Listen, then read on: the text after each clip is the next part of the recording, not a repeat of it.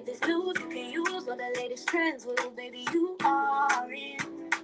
Buckle up and hold on tight. Ethereal has the mic. Yeah, we back outside.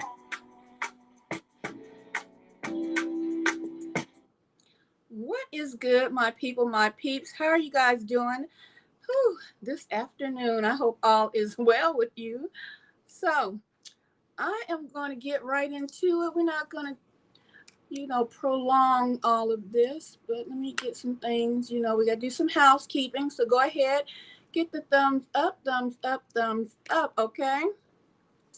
And also subscribe to the channel today. So, let me see. Oh, my God. Let me turn that back around. I was trying to get this camera on. Y'all hold tight. Lord have mercy. Everyone's. Hold on. Go ahead, get the thumbs up. Y'all, if it's not one thing, it's another, right? If it's not one thing, it's the doggone another. Here we go. Let's try that. Okay? So, as you come in the building, go ahead, get the thumbs up. We're going to talk about the audio that's been circling around on the internet. Now, I saw this what's today? Friday night, I saw, people posting about it and different things like that. And I listened to it and I could hardly hear it, but I did get to the point to where I got some good audio. Okay. So I'm going to share it with you all. And you're going to have to turn up your radios, all of that speakers, because we hear, they say Nolan's name. And also Nolan, he's dying. Now look, I want to let me say this. Let me hold on. Let me get up here on the big screen, y'all. Y'all hold on. Let me take this down. Let me talk to y'all real quick. There's a lot of folks that's disingenuous on these YouTube streets and other social media streets, right? And welcome in. Hey, young Rizza, haven't seen you in a minute. Welcome in, Brother Vic. How are you guys doing? Okay, it's a lot of people that are disingenuous on these internet streets. And when we report on the news, especially regarding news that deals with anyone that proclaims to be Black, that's what you want to call yourself, FBA, anything African American, if you still stuck on them terms, when we report on it, they're flipping the script and trying to say the people who report on this, they're starting up trouble, we're race baiting and all of these things, right? Which is totally crazy when we are the ones getting out the information regarding these incidents. And if it happens to be a white person, and I say white T for TikTok purposes, okay? Every platform has their different vocabularies that you must use when you're talking on these internet streets. You all should know that by now, right? So white T, aka white people, right? If they're entangled with a crime, that does not make us, as your independent news source, racist. That does not make us racist because we report on the crime. Now, what's in the people who are in are grifters, the ones that are truly in, they're biased with their commentary on these circumstances, and they look like us. They are brown-skinned people. These people are the ones you need to watch out for. As I check the sound, go ahead, get the thumbs up. Subscribe to the channel today. I'm your host, Ethereal. Let me see. They're disingenuous, okay? Because when they report on these particular things, they are using every word, racial slur and derogatory words used to harm the Black community. And I'm using these words in general, okay? They use these words to harm the Black community as they're reporting on these same incidents, right? They want to say, oh, them animals and those thugs, all these negative stereotypes that were used when you used to watch the national news, right? But now you can go on any podcast and you can see that Black people are, we don't know what they are, masquerading people, okay? Looking like a Black person, looking like an indigenous person, looking like an FBA, but talking like they from KKK when they report on these doggone topics. You understand? And then want to flip the script and say we, because we report on them, we are being racist. No, no sir, no man. And another thing, let me see, hold on. You can't flip the script now and try to act like you want to give you're just judging what's going on with these different cases, and you're an investigative reporter, and you have no horse in the race, when you just was calling Black folks, these people, out their names. You was calling the mother, this last case, the one we're getting ready to talk about, Nolan, calling the mother a liar, they thieves because they're getting money, all of this, but then say, I'm an investigative reporter and I'm just being honest and I'm trying to get the answers. No, you're not. And you have been excommunicated. Your Black card has been revoked. Okay? Don't try to come back on this side of the street when you've been over there bumping your gums sounding like the KKK. Let me get this up. Let me see this picture back up here. All right. Hold on. Let me make sure I didn't see the photo up. Just don't make any sense. People being that wicked. Just wicked. So we're going to talk about it. I want y'all to go ahead and subscribe to the channel today. On this channel, you're going to get the news, especially news about Black indigenous people, especially news about us over here, because it wasn't on the mainstream. The mainstream is just now picking it up because of independent reporters like myself and others. And I like to salute the ones who are doing a damn good job in getting this information out. And not trying to uphold white supremacy, not trying to uphold the good old boy system. It's done. It's over. And this is not rage bait. When we report on our people, have you lost your ever-loving mind? When we report on our people, it's because we should be, because you wouldn't. You wouldn't. And when I say you wouldn't, I'm talking about mainstream. Y'all should be hitting a thumbs up. Let's go. Let's go. Mainstream. Now, mainstream is falling out. Nothing but the baby boom. Not even the baby boom. Yeah, the baby boomers is probably the only ones that watch mainstream media. Everybody else who wants to be in the know are on these platforms watching people who's going to give you the real scoop and not flip-flop. Trying to keep their subscriber base and their money coming in. Okay? So, let me check the sound. Everybody else. Okay. Yes. All right. Get that over here. All right, so now that's off my chest. I'm going to give y'all a video really quick I had to write a song about this because we've been called everything under the sun because we want to give you the news, right? We're going to be talking about Nolan Wells and the audio.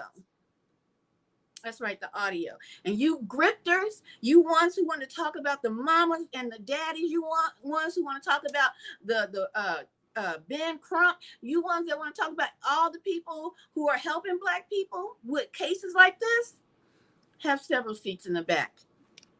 Have several seats in the back, okay? Because we are not the rage baiters. You are. And this information will go out. Y'all check this out. They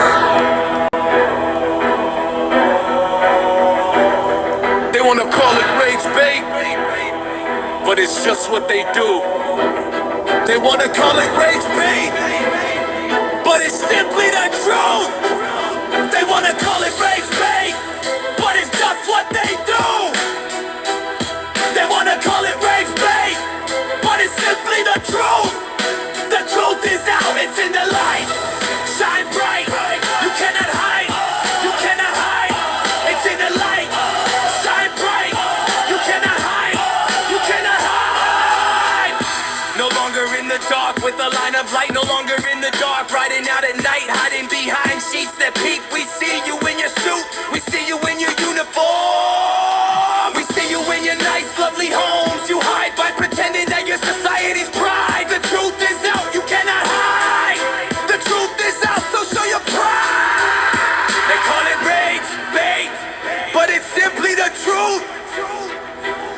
They call it rage bait, but it's just what they do. We are awake, we no longer slumber. You will reap what you sow, and we will tend to your garden. We will shift the wheat and burn the tears. We are awake, so prepare to be humbled. We are awake, we no longer slumber. You will reap what you sow, and we will tend to your garden. We will shift the wheat and burn the tears. We are awake, so prepare to be humble. We will show everything you do, so shine. You always want to be seen true, so shine your life and the ignorance of your darkness. Shine your light and we will post it. History does repeat itself, but we have the Uno reverse. Revelation 13:10. He that leadeth into slavery shall go into slavery. He that killeth with the sword must be killed with the sword. Here is the patience of the saints.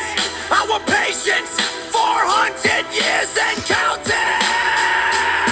They call it rage, but it's simply the truth. They call it rage, but it's just what they do. We are awake, we no longer slumber. You will reap what you sow, and we will tend to your garden. We will shift the wheat and burn the tears. We are awake, so prepare to be humble. We are awake, we no longer slumber. You will reap what you sow, and we will tend to your garden. We will shift the wheat and burn the tears. We are awake, so prepare to be humble.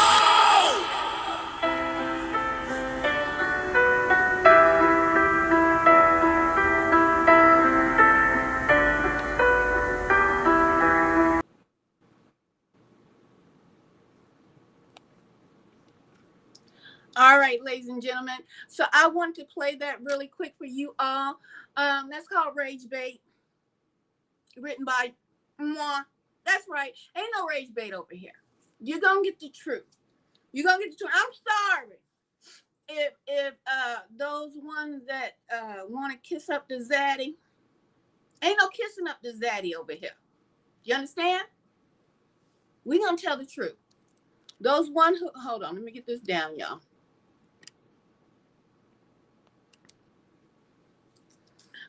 The ones that report, and I know the doggone, I hope the straighten up camera.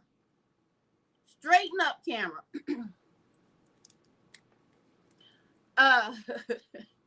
All right, just a little technical difficulties, but we're gonna get through it. Okay, we're gonna get through it. So the ones that want to kiss up the zaddy and think that they're gonna get a paycheck from the man, you stay your tail right on over there and keep kissing up the zaddy, which are just disingenuous, arbitrary that you do.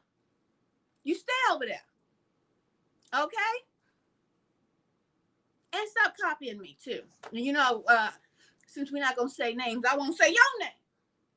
Since you want to diss folks, that's just a little side note. That's just a little side note, y'all.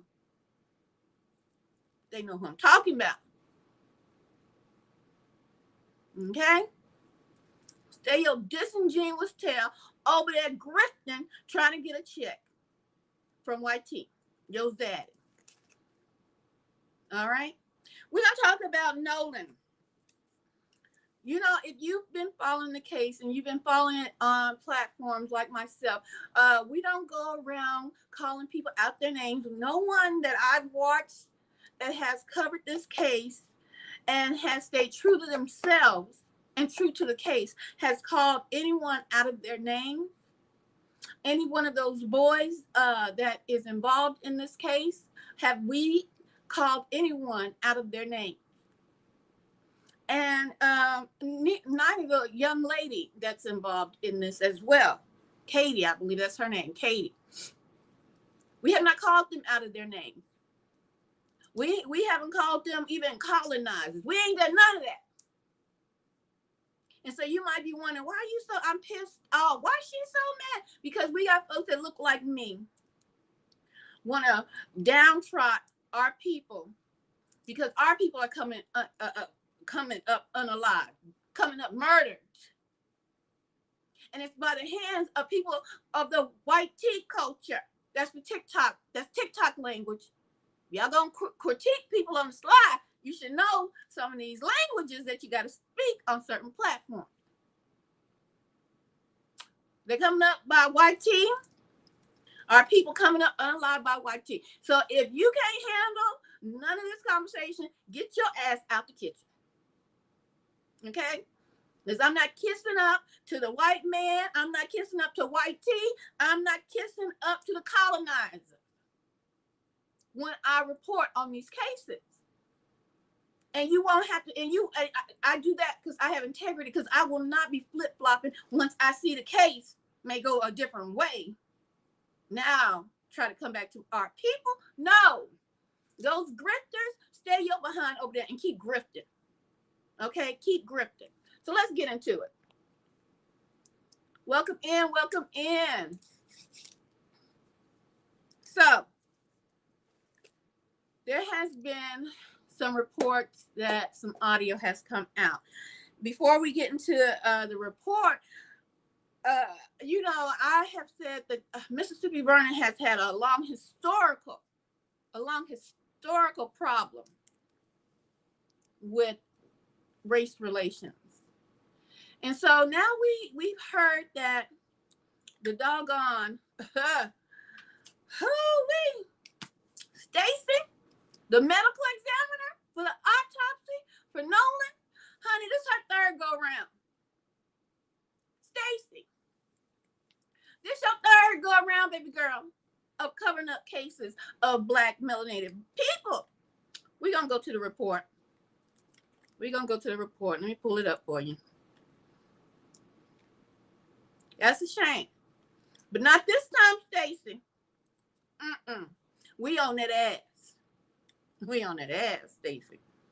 All of y'all. All the covering up y'all try to do. We gonna stay on that tail. Y'all, check this out. And get the thumbs up. Shannon Wilson, a 13-year-old boy, Creek Lord. in Mississippi. Guess who was the medical examiner who covered it up? Ding, ding, ding, ding, ding, ding. Stacy fucking Turner again. Stacy. This is 0 for 3 for Stacy. The brother of this kid just came in my inbox. Stacy Turner told this family that they don't perform autopsies on drowning victims. But Stacy, so this family again had to pay out of pocket, bring their child to a different state for a private autopsy. Stacy Turner, you are public enemy number 1 in my book. All right, me too, sister. And she's a white tea woman on TikTok talking, giving you this report. Tasha. Okay. Ooh, got a little flavor to your name, Tasha, but it's a white woman giving that report. Stacy, it look like trouble. This your third. Go around covering up unalivings of little brown people. Huh? We on that ass, Stacy. You're not getting away with it. You better have them babies' organs. We want the organs. We don't even care how y'all, because I know they're gonna try to say, oh, it's the body parts are deteriorating. No, we want them. Y'all, hold on. We want them. Okay. So Stacy has been involved in understand what it means to put families. Been involved in multiple cover-ups. Okay. And now she involved in one that is has hit national news. See, that was Mississippi burning. They kept it low in Mississippi. And I told y'all, if y'all watched my last live stream, when I told you guys about how it only take a phone call when you connect it in the good old boys network, it only take a phone call. So let's get to some of these videos I got for y'all. Buckle up, hold on tight. We're gonna go to Don Lemon real quick. Hear what Don Lemon has to say.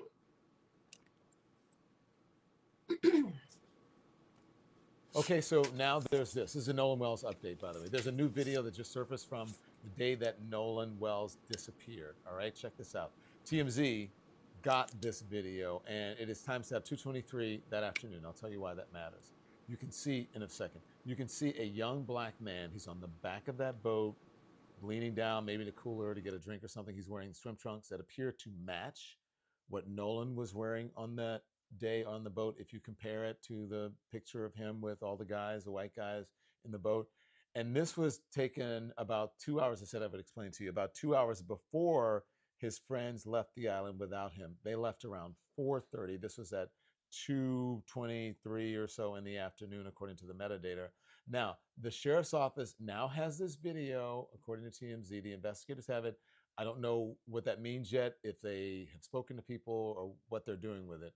But I do know this, that every new piece of evidence deserves to be looked at and taken seriously. Every question deserves an answer, and we're going to keep following the facts wherever they lead, because the journalism doesn't stop after the funeral is over, and it doesn't stop when the cameras leave.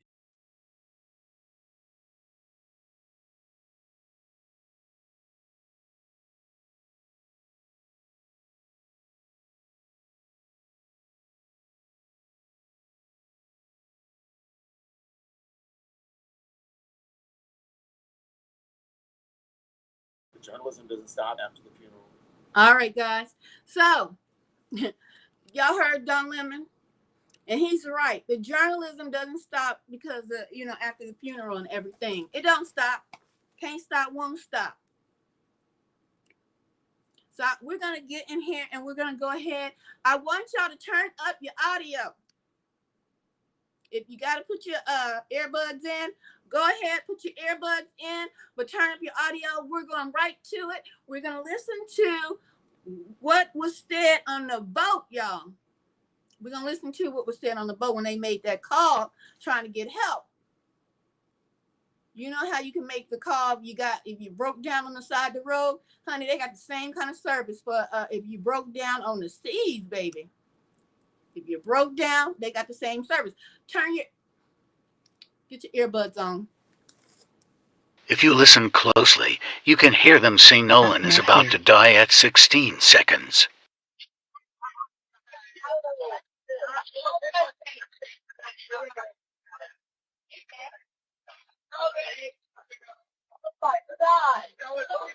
CTO Assistance, Vicky speaking. How can I help you?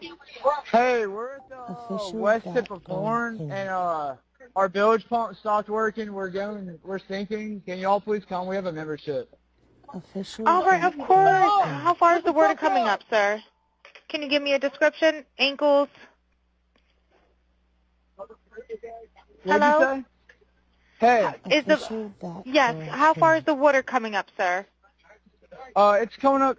We're just sinking. I don't know. Like we're going down now. All right, well, let's get you going. Membership number or phone number listed on the account, sir. I don't know the phone number. It's either Jerry Atkerson. I think it's Jerry Atkerson.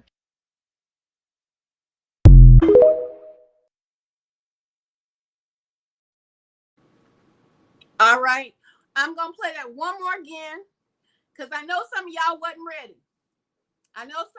ready. So listen close.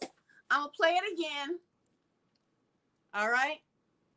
Let's go. If you listen closely, you can hear them say Nolan is about to die at 16 seconds.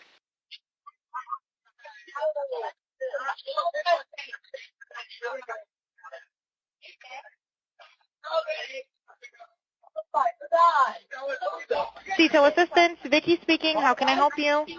Hey, we're at the west tip of Horn, and our bilge pump stopped working. We're sinking. Can y'all please come? We have a membership. All right, of course. How far is the water coming up, sir? Can you give me a description? Ankles? What'd you say? Hey. Yes, how far is the water coming up, sir? It's coming up. We're just sinking. I don't know. Like we're going down now. All right, well, let's get you going. Membership number or phone number listed on the account, sir. I don't know the phone number. It's either Jerry Atkerson. I think it's Jerry Atkerson.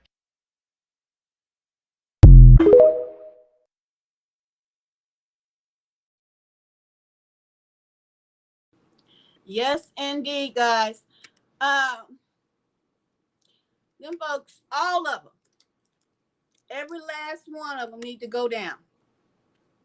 Take this down. Every last one of them need to go down, y'all. Nolan was on the boat. Hold on, y'all. My earring came out. Y'all give me a minute. Nolan was on the boat when he died. He was on that doggone boat. All of them. I'm sorry. Sorry, not sorry. Sorry, not doggone sorry. All of those boys and Katie and Katie's, I think it's her cousin that's on the run right now. He's on the run. I believe he did something to Nolan. Because, they said, Nolan wanted to stay back on a desert island by himself without no cell phone. Y'all better tell somebody else that lie. Because the girl was just so cute. He couldn't resist not having any way to call. It's so funny how these people say, what do you need a phone for on a desert island? How did they call when they was on the boat? They all had their phones. They all had their doggone phones. Do you hear me? No, Nolan was on that boat when they did something to Nolan. Now, there's been said there was a fight that went down. I've been hearing so many different scenarios coming regarding this case. And Katie and her family's involved, and all of those boys should be indicted immediately. Because they all covering up a homicide. Not no accidental drowning. Not because he was up there partying and had a couple of beers or whatever they was drinking. None of that. And then what I've been keeping my ear to the streets. The captain of the boat. You liable too, Captain. See, from what I heard, is the captain, regardless if he has transported you on the waters, on the ocean, y'all know about maritime law? If the captain has transported you to the island and then left the island, and they said Nolan left his cell phone on the boat, if the captain left that boy on a desert island, because ain't nothing on that doggone little land strip, but it's just a party island, right? This the story they trying to shove down our throat. They're trying to get us to believe that Nolan wanted to be left on a island. You can't even walk to a corner store to ask to use a phone or anything. You're on an island just because the girl was so cute. That captain of that boat is gonna go down. Parents, sue them too. Sue his behind. Get a civil suit because he is liable. If you transported people on a boat and the captain sailed back off, you know, it's captain's log. This is captain's log, July 4th, 2026. Y'all know captain's log. Who watched Star Trek? Who watches Star Trek? It's always a captain's log. Captain's log, July 4th, 2026. 5 people sailed to Horn Island, dropped off approximately this time. Captain's log. The captain knew when he sailed back out of there from Horn Island. I took, just like in daycare, working with kids, ratio, baby.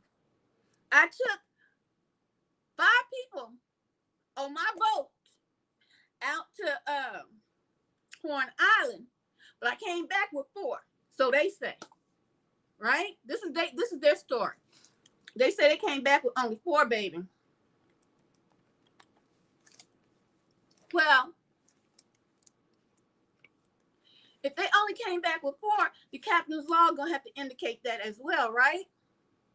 Right. Captain. Well, the story also says that you allowed this young boy to be left on an island with no communication to the outside world. There has been reports of captains being sued and even going to jail because they're responsible for who traveled on a boat. They're responsible also if they hear mayday calls on that open water. Oh, we got to get the captain's name too. And if it's one of them little boys who was responsible, guess what he is? Aye, aye, Captain. Okay. Oh, yeah. It's getting hot in here. All right. So we're going to go to another video. Let's listen to what this young guy had to say. Then we're going to ear hustle for a minute. The way I see it is they have one of 2 choices. 1, they can make things right, or 2, I leak everything. I leak everything. I don't know if you guys can hear him, so I'm going to play it one more again, okay? I'll play it again. The way I see it is they have one of 2 choices. 1, they can make things right, or 2, I leak everything. I leak everything.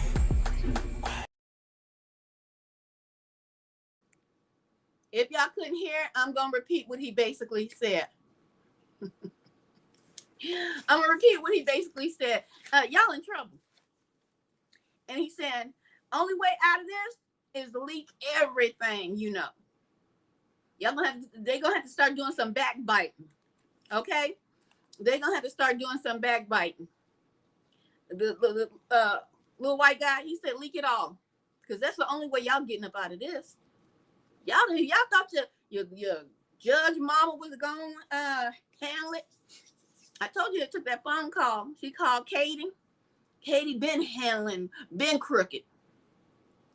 The medical examiner been crooked. She been covering up drownings, right? We gonna go ear hustle. I think, what was it? I think we're gonna go, let me see if I can find it, y'all.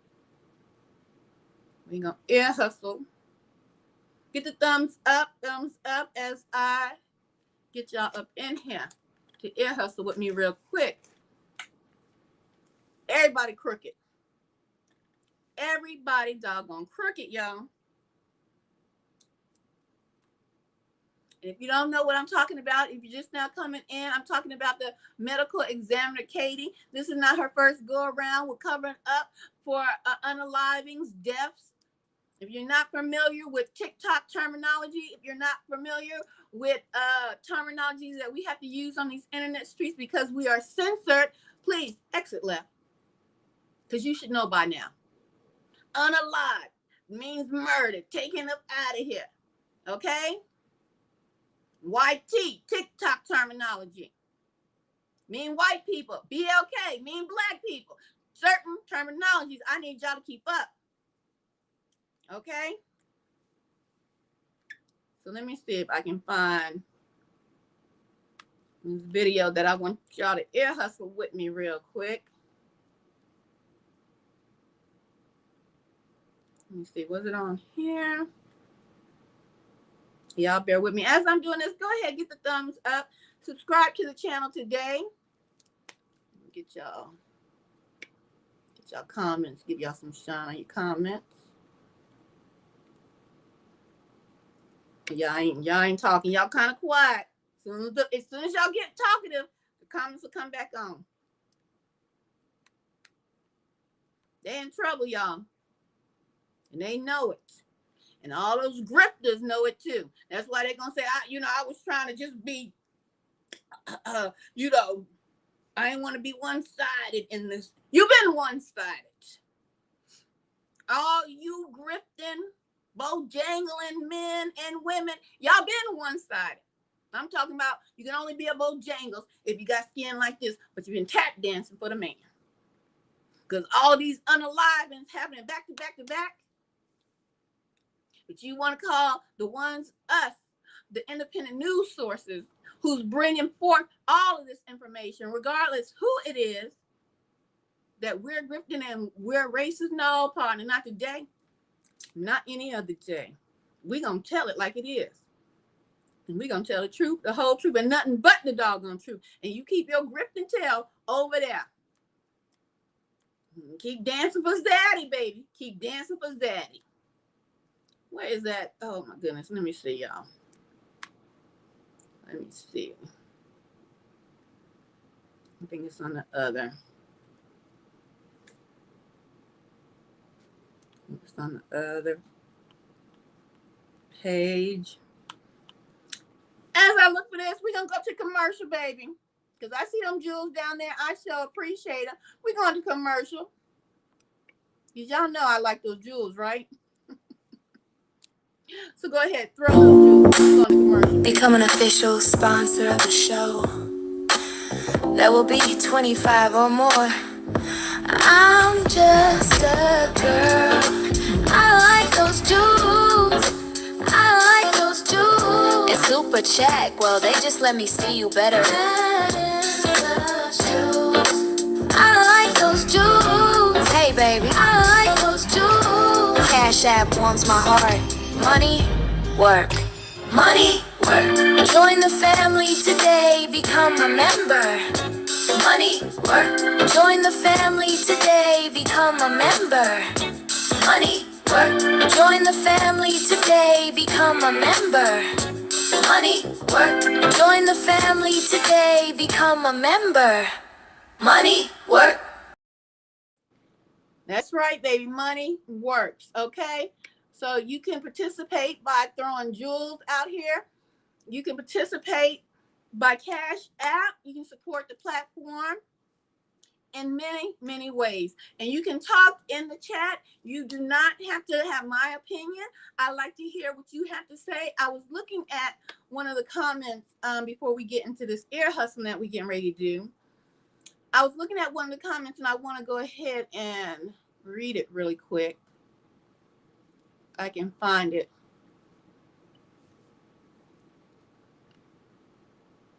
Let me see. I think it was talking about a nurse.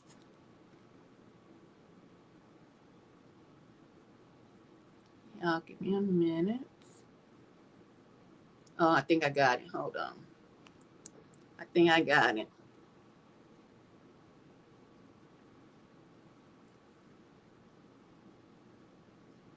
Yes, this is it.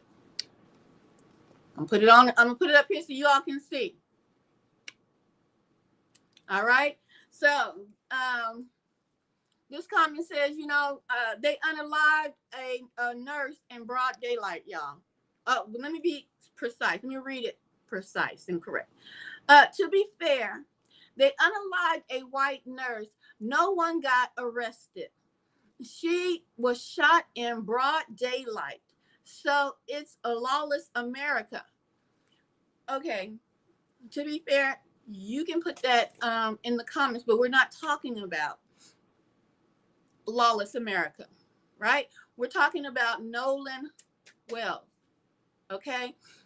And the funny thing is, with comments like this, and if you go on to platforms where people are grifting and dancing, bojangling, doing the most for the man, they don't want us to compare other stories, other incidents of Black folks being unalive and no justice, no peace, right? They don't like for us to compare when other Black folks have been unalive, other Black children have been unalive, other Black people that have been unfairly prosecuted in your lawless America. Why is it? Now, this just riddle me this. I'm talking about, and feel free to keep talking to me.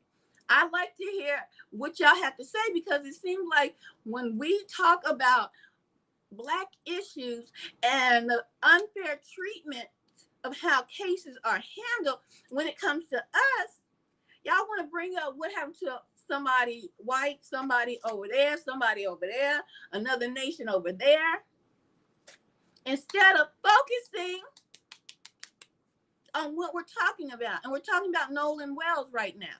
But see, if I tell y'all, well, we still pissed off about Carmela Anthony. But don't worry, because he's getting another trial, honey. Holla. Because we think that was an unfair trial. When we can compare cases that happened here in Texas where a boy did the same thing as Carmela Anthony, he ain't getting no 35 years. Matter of fact, that little boy is walking free. Right? Why is there such unevenness to what Black people get sentenced to others?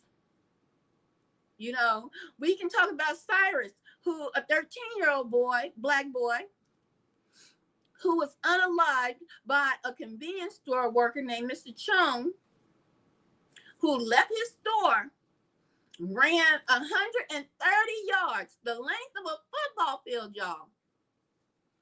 Mr. Chung and his son ran down Cypress 130 yards to pew him. Pew, that's another TikTok terminology. That means gun him down. They pew that boy in his back, 13-year-old, didn't steal nothing, didn't have nothing, and he walked. Mr. Chung walked, and Mr. Chung walked because he said he was in fear for his life. As he was running down a little Black boy with his son, he had back up. Mr. Chung, 54, 55, back up, another teenager, his son, they running a child down. Unalived him, pewed him in the back. Right? They walked. Because Mr. Chung said he was in fear for his life. After he done walked out of his store, ran another child all the way down and took his life. We're talking, when we compare cases, other cases, they don't want us to do that. They don't want, especially those grifters. They do not want us to compare other cases, because they know when we compare other cases to what has been happening, the injustices that has been happening to Black Americans, Indigenous Black Americans, FBA, they don't like to hear that, because the truth, it blares in their eyesight. It's too hard to look away from when you can see what it is, okay? So we're not talking about white woman, a white woman, white people right now, unless it's dealing with this case. But I appreciate your comment. Yeah, you can compare all day long. Just like the comment that I just took down, just at the beginning or middle of this year, when a white woman got unalived, she got murdered on the subway train. Baby, how long did they run that in the news? By a black man, or he was Haitian or something. And that's FBA. That's why we delineated. Because y'all like to throw us all in one pot. Because y'all like to say, because we brown, we all the same people. We not all the same people. We're going to see who really out here doing the crime. We delineating, you see. So we don't want y'all just go booking people in your county jail and your city jails and talking about they black. No, where they come from? Is they from the island some damn where? Is they Jamaican, African? No, where the hell they come from? Because they ran that damn story to the ground when that black guy unalived the white woman on the train. You see? So just to your point, sir, that you made. We getting ready to ear hustle, y'all. All right. Here we go. We're going on Big, I believe his name is Big Kiss. Oh, Biggest. Cat Williams said some things, but I wanted to let y'all listen to what this podcast had to say. Okay, let me get it turned up for y'all. Messiah than we are, because they know where to look. You probably wonder, why do white people pay so much attention to black people if they don't like them? Does it bother you that you think about black men so much more than they will ever think about you? You would think if you didn't like something, why would you be paying attention to it? I don't pay attention to things I don't like. Well, everybody's official. I filed a formal complaint in the federal courthouse against Al Sharpton and Crump. The liar knows what lie he told. Inability to read and write at an adult level. You see what I'm saying? So even if I made it deceitful and I made you think that the answer is let me pause real quick. These the people that you're hearing are just clips of other people, basically a lot of racist people. And the last one you heard, they have the inability to read and write on an adult level, and it's so crazy the out lies that they do tell. Continue. Here, but the answer is really over here. I'm still gonna be looking over here. Me, the one that tricked, because I know this is the right answer. Black people have lost their identity, but our oppressors have not lost our identity. We ain't letting them take our women no more. That's over with, I'm telling y'all. Okay. I want to expound on this. Y'all buckle up, hold on tight. Because y'all know Katie's name been tossed to and fro regarding Nolan's murder. Because that's what it was, a doggone murder. It wasn't no accidental drowning. I don't care how they want to say he was drunk. They want to say he had drugs. They try to put every negative stereotype that they can when they all was out there partying. It was July 4th weekend, wasn't it? But they showed her that I think he was drunk. He might have been drunk. He might have been, and that does not give the right to have somebody be unalive. I don't want to go backwards with this, but you just don't leave your friends. What kind of who raised you? I have to take that. Where'd I hear that from? Nathaniel. IUIC. Who raised you? You don't just leave your friends. I don't care if he did see a little cutie that he wanted to stay on that island to mingle with, to chat it up. But this is gonna go into, were they jealous? Because one of them boys said there was a scuffle. What was that scuffle about? What was the fight about?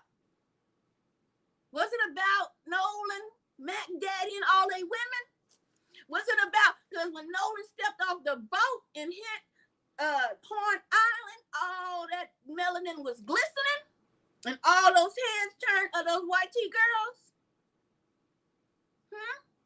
The jealousy rear its ugly head. And then it take over they reasoning. Huh? Especially Katie's cousin, the one that's on the run, baby. He on the run. What did they do to Nolan? Did they beat him to a pulp before they tossed him overboard? Because he wasn't on that island when he was unalive. He was on the boat. But was there jealousy involved? Because he was Mac daddying all those girls, and Katie probably they're picking a litter, and somebody got mad within that group, or Katie's family, especially that cousin that's on the run. Why the hell he on the run? Huh? Y'all talked about Carmel Anthony's parents moving from home to home because they was had death threats, but they wasn't on the run. They still had to stay in that same town. Why the hell, if you ain't had nothing to do with nothing, Katie's cousin, why the hell you on the run? What you do to that boy? Jealousy probably raised its ugly head. Let's continue. 65 like you? Shut up. These are the people, when you see them in the gym, they be throwing weights. They be so damn frustrated. These are the type of people that be at a construction site. You see them working on something. They start throwing wrenches and shit because they so upset they can't figure it out. They want the world to think that we're slow. They want the world to think that we're lazy because they know damn well if they leave us the hell alone, we'll take over this whole shit. What? Whoever did this to Nolan Wells, the spirit of their ancestors is on their ass. Listen, man, you got people that's coming out, stepping forward, letting us know that they grew up around people that was like Nolan Wells' fake friends. You got people that's letting us know all over the internet, and shout out to these people for showing their faces and speaking up and letting us know what's actually going on in their community. But there are white people that's letting us know, listen they are dangerous. Listen, bro, if you see yourself in certain circumstances, trust your gut instincts. Trust your gut instinct. Get the and hell the on. Spirit is going to speak to you and let you know this is not a good environment that I'm in right now. There's people that's like, Nolan Wells was out there and he was speaking to certain women that they don't like. And it led me to believe that, was Nolan Wells really trying to be these guys' friend? Or did he have a certain lust in him, whereas though that he liked a specific woman? Let me say something, sir. He probably had that certain lust, just like Solomon. He went after the other nation of women, and Solomon went crazy too. Y'all know that too. Y'all know. Y'all already know. Nolan Wells probably had that certain, lust. But not just that. When you're, I try to explain this about black on black crime because they like to throw this up. So this is a perfect time for me to give you this scenario. People, especially grifters, especially Bojangles, they love to say, why don't the black race worry about their own, right? Why don't they worry about their own? What about black on black crime? This is the perfect time to give y'all a lesson. Black on black crime does not exist. That's right, it don't exist. Proximity exists though. So if black people live in an area, then if a crime happens where there's burglaries, murders, unalivings, shootings, and there's a black person against a black person, that's because of proximity. Because they're in the same area, they're in the same neighborhood, they're in the same hood. So black on black crime does not exist. So this is the perfect time to teach you all this, okay? Nolan, he was dating. Oh, hold on, y'all. What's my battery looking like? Hold on.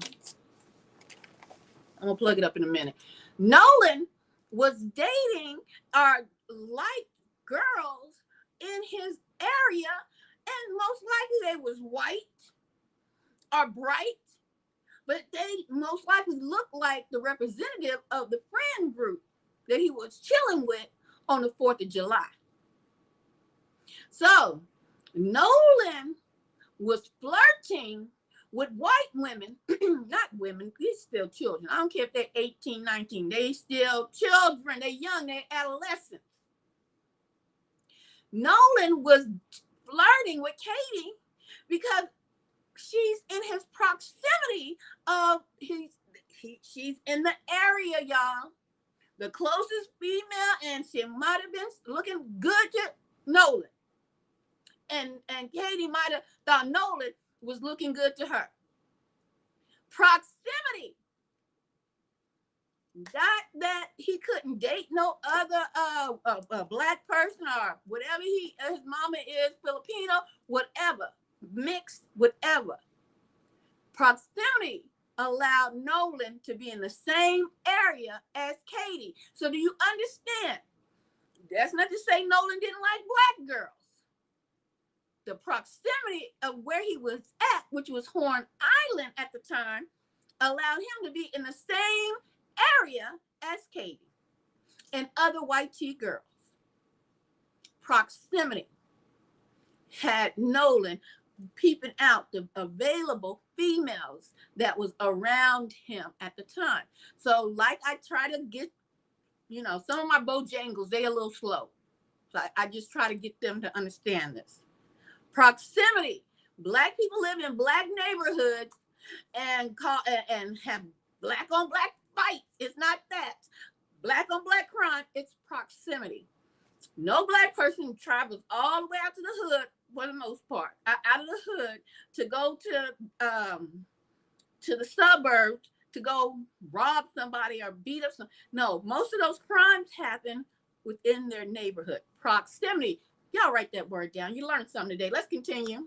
Tree, we see what his father like, even though the sister identified as black, but she's mixed. Is that what he liked? And being as though that's what he liked, did he surround himself around these white boys just to get to their women? Because there's so many white people online that's saying, we don't like when black men touch our women. And we label those women as being tainted. We all know throughout history, they are obsessed with black men's private parts. We know how that go, even back in slavery. Some of their women had an obsession with black men. So let's start looking at it for what it is. Look at it for what it is. Allegedly, Nolan Wells was smashing their women, and they got tired of that, y'all. There's white men online and saying like, yo, I don't see what the hell y'all arguing about. This is textbook.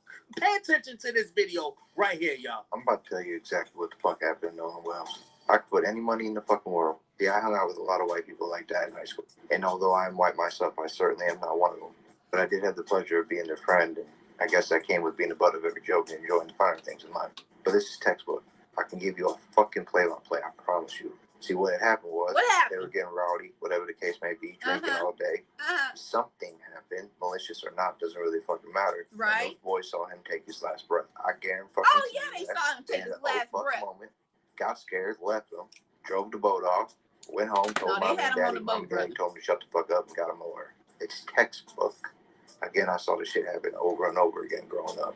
This is how they fucking operate every single motherfucking time. You want to know what happened to Nolan Wells? Go at some boys. Problem is now you got to drag it through court because they loaded up. But they fucking know. Oh, they know. They most certainly fucking know. Yes, they know what happened. When you see the father say things in his press conference and when they ask him questions like, do you think race had to do with it? And he just shy away from that. Like, I don't want to believe race had any. He know damn well race has something to do with it. It's just that you got to play this little game with these people just so they won't turn around and try to point the finger at him. See, the father has to play the game. Everybody should just get along. God loves everybody. He has to play this game so I hear you, son. people won't come out. He has the Rodney King. Y'all remember Rodney King? Can't we all just get along? Rodney King got the tar beat out of him back in L.A. in the early or late 80s. And he went to a press conference, swole up everything. Can't we all just get along? Got the tar beat out of him. I think they thought they beat the get right back into him for them. So what this man is saying is, why you see Nolan father's like, you know, I don't want to say it's a racial incident. He ain't trying to stir up the pot. Because just because I'm speaking on this, the grifters call us, or my channels like mine, racist. Because they want to keep their daddy, their white daddy, giving them money. I don't care if it's a man or female. That's how they keep they channels afloat. But over here, you're going to get the real. So listen up, buckle up, and hold on tight. Let's go. And double tap the screen. And say that he's racist. Because that's the type of shit that they do. Here it is that he lost his child. And if he was to say that race played a part in it, you would have a group of people saying that he's the racist. This is what they do, y'all. Especially when they on camera. They in front of these news networks. This is just the way it goes, y'all. Well, everybody's official. I filed a formal complaint in the county against, in the federal courthouse against Al Sharpton and Crump for inciting violence in my town that would lead to harm to just about anybody. Wait a minute, pause for the cause. And, this man, a white man with a cowboy hat on, Mississippi burning. He gonna file a complaint in the courthouse because he said because the parents then got Crump and a civil rights leader, they inciting violence. See, they don't want no trouble. They don't want the light to be shined on their town because they've been always doing some crooked stuff. So he's trying to, get the paperwork in there. Child, go sit down. It's a new day. It's a new god doggone dawn, baby. Specifically, our judge, her family, those kids, their families, stuff like that. So I'm gonna keep on filing stuff too. Keep on filing, honey. And we're gonna keep on reporting. I am an American, a real one. Hold on. And I live here. Listen to him. He talking about I'm an American, a real one. You know what? Let me become a real American. Let me show you what it looked like. Y'all hold on. Listen to him. Bro, these people are no stranger to the courthouse and paperwork. They all know each other. When they go into when a regular citizen go into the courthouse, you best believe 9 times out of 10 the people that he's going to go speak to in them offices, they probably damn neighbors, bro. Do you see how this man just turned everything around and saying Benjamin Crump, Al Sharpton, they out there inciting violence. I heard. I don't like what they doing in my town. You know the guy is racist. When he say my town, his town. Do y'all Hold on, partner. Hold on. He also said he a real American. Hold on, let me get my hat on.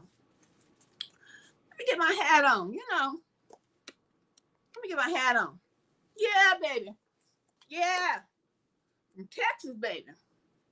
Born, a little raised and bred here, but he got his hat on. Let me put my hat on, baby.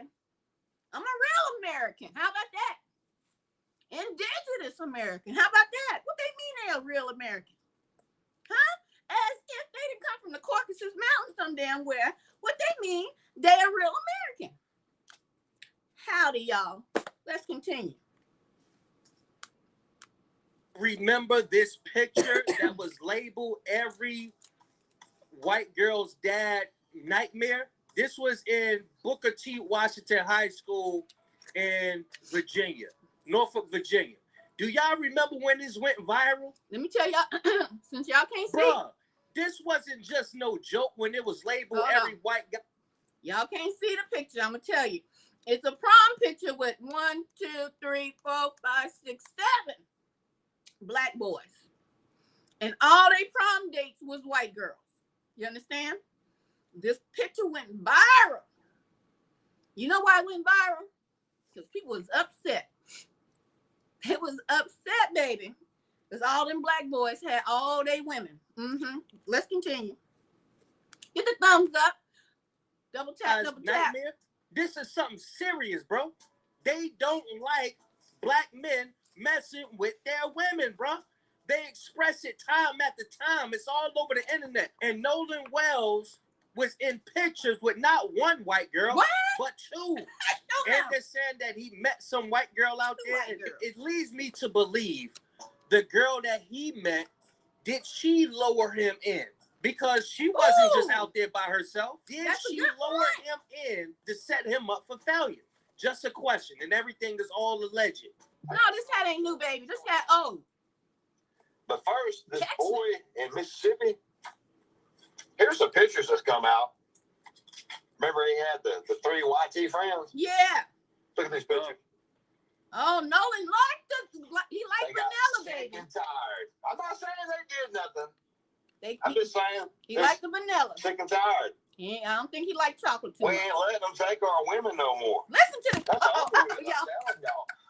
My YT boys are waking up. Y'all hold on. I'm speaking faith. Oh my All God. across the nation, you're going to see this happen. Oh, really, sir?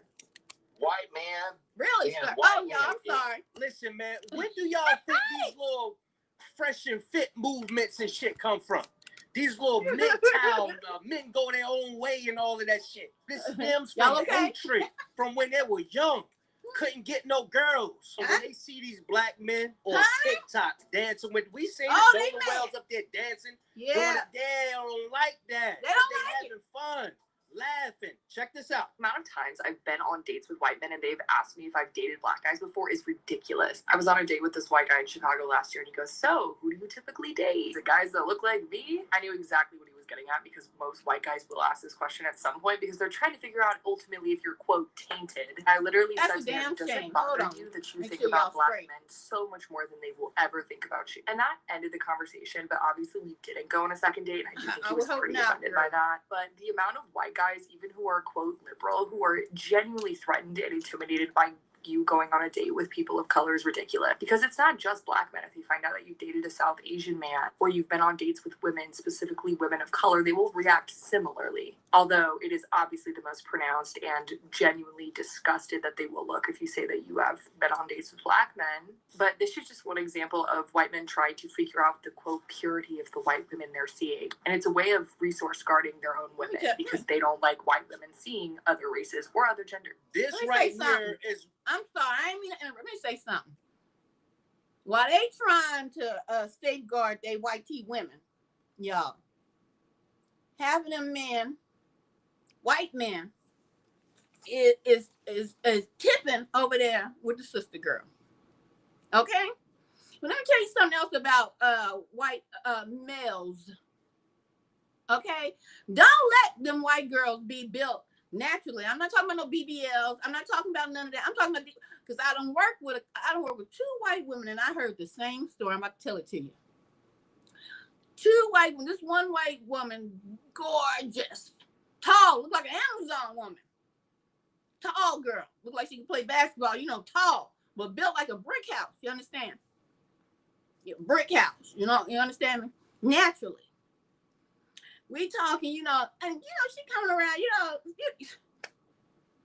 you know how some white folks want to let you know they dating your kind.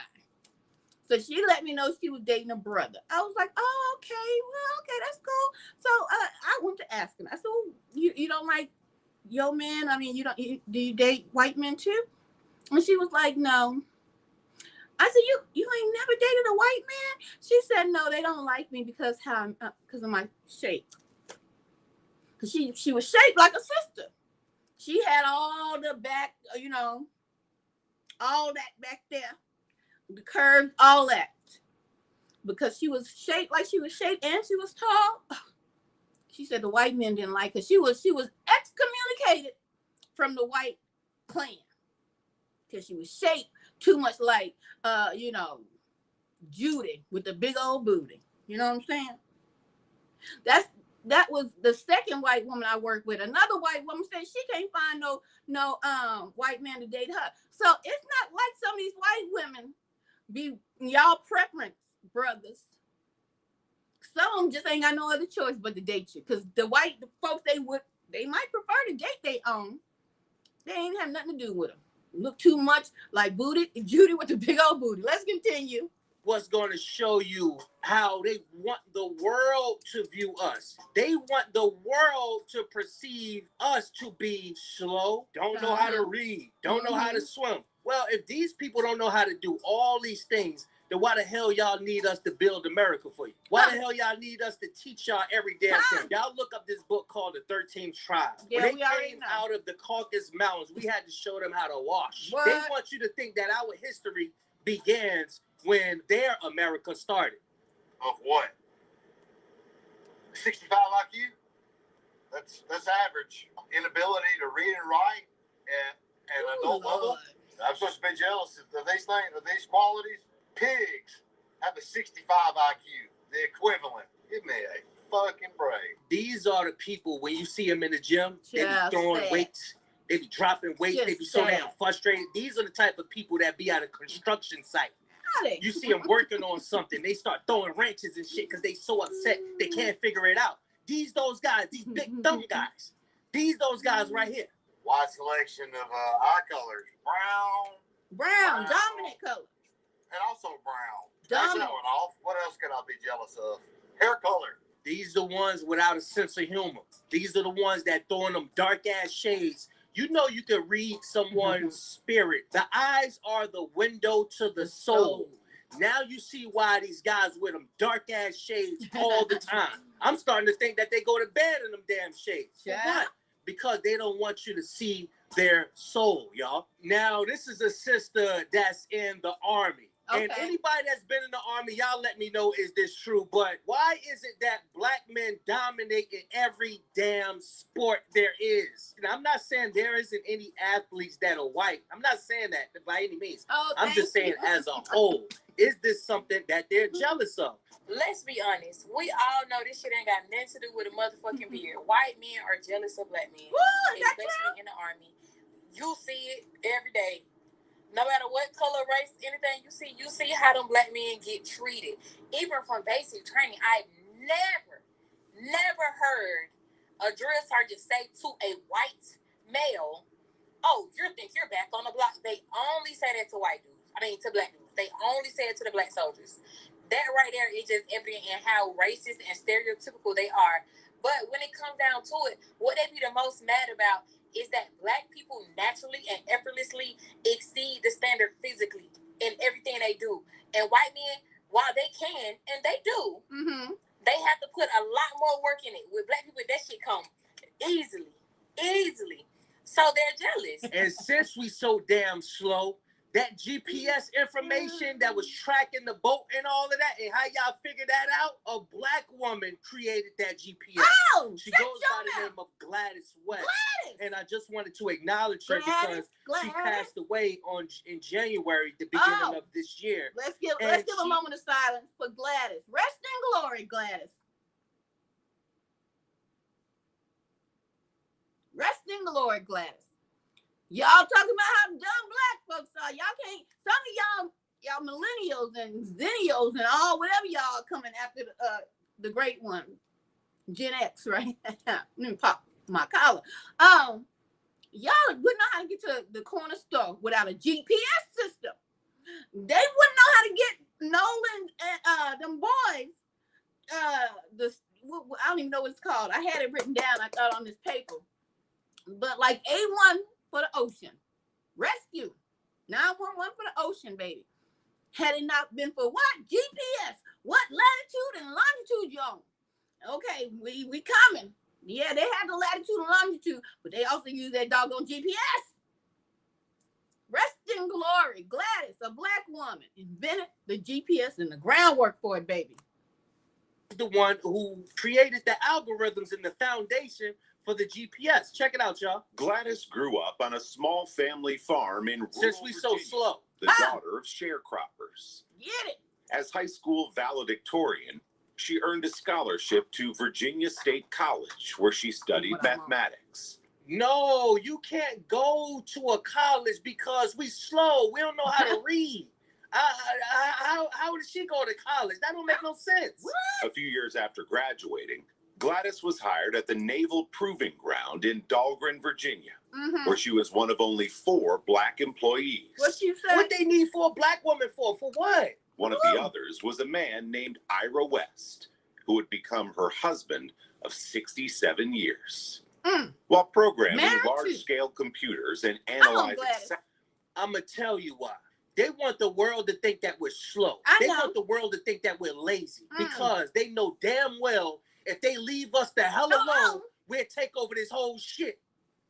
That's why.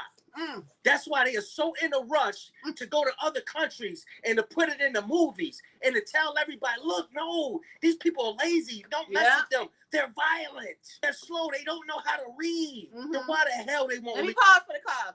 That's true. That's why the Africans, that's why it's a divestiture war right now with Africans. Because y'all got lied to about us. And you came over here thinking y'all was better than the black American, the indigenous American, the black indigenous American mixed with, you know, former prisoner of war, aka slaves. Y'all came over here because y'all listened to the lies of the man and came over here and thinking y'all was better than us. But it's okay. Y'all catching it now. I see you on TikTok. Y'all catching it. Leave us alone. Why do white people pay so much attention to black people if they don't like them? I don't pay attention to things I don't like. Because they know that we would excel and surpass everybody on the planet Earth. They know that. This is what they understand. Whoever did this to Nolan Wells, the spirit of the ancestors is on their ass. Remember, she just passed away. That GPS information just came out, y'all. Yeah. The spirit is on it. It's on it, y'all. Like it's a wrap, y'all. For the Navy in the 1980s, West developed an increasingly precise and accurate map of the Earth's shape. Her algorithms and data mapping created the functions and laid the groundwork for the modern global positioning systems, or GPS, found in phones, cars, and in military weapons. West retired from the Naval Surface Warfare Center in 1998 after 42 years of service. At the age of 70, she went back to school, earning a doctorate from Virginia Tech. Dr. Gladys West, whose groundbreaking work paved the way for GPS, died last weekend in Fredericksburg, Virginia. She was 95 years old. 95, live a good long life.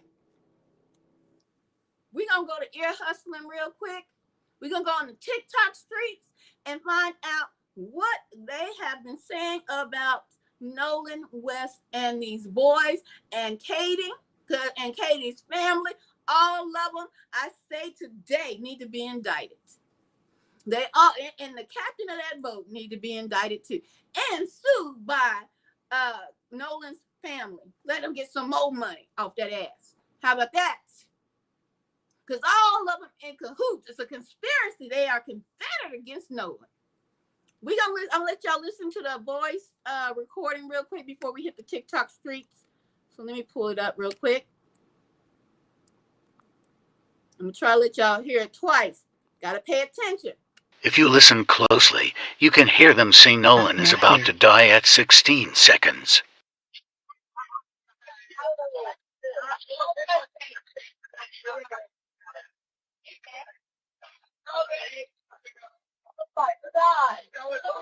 CISO Assistance, Vicky speaking. How can I help you? Hey, we're at the west tip of Horn, and our bilge pump stopped working. We're sinking. Can you all please come? We have a membership. All right, of course. How far is the water coming up, sir? Can you give me a description? Ankles? Hello? Hey. Yes. How far is the water coming up, sir? It's coming up. We're just sinking. I don't know. Like we're going down now. All right. Well, let's get you going. Membership number or phone number listed on the account, sir. I don't know the phone number. It's either Jerry Adgerson. I think it's Jerry Adgerson.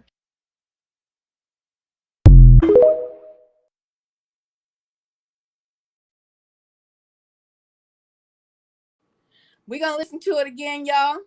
I hope y'all heard it. Someone yells out, Nolan. He was on that doggone boat, y'all. Somebody also says, Nolan, he's dying. Let's listen to it again. If you listen closely, you can hear them say Nolan is about to die at 16 seconds.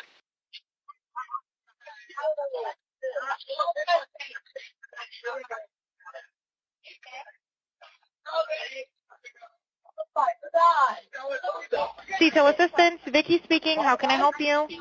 Hey, we're at the west tip of Horn, and our bilge pump stopped working. We're sinking. Can you all please come? We have a membership. All right, of course. How far is the water coming up, sir? Can you give me a description? Ankles? Hello? What'd you say? Hey. Yes, how far is the water coming up, sir? It's coming up. We're just sinking. I don't know. Like we're going down now.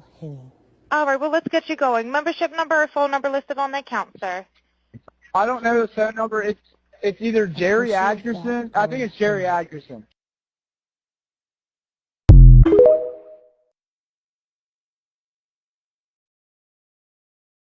Yes, indeed. They in trouble. They might as well, let me take this down. They might as well, like the video I played early with the young little white boy. What'd he say, y'all? He said they might as well just start leaking everything because they ain't getting out of this. They all in cahoots. Get myself together here. Y'all forgive me, I had to run take a quick break. They all in cahoots, baby. They all know what happened to Nolan. We just got through listening to Biggish on his podcast on YouTube. Because some people have been saying it was about a girl. And the fight or whatever went too far. Went way too far. You see, have you guys ever heard of epithetics? Epithetics? I think that's how it says. Epithetics? I'll get it for y'all. Matter of fact, let's go to ChatGPT first. I forgot to bring my assistant in here. Paid in full. Honey, you can't get no free ChatGPT. Honey, assistance. Epithetics. I hope I say it right. Oh, hold on. No, I don't want you. Hold on. ChatGPT. I'm sorry I didn't bring it into the room.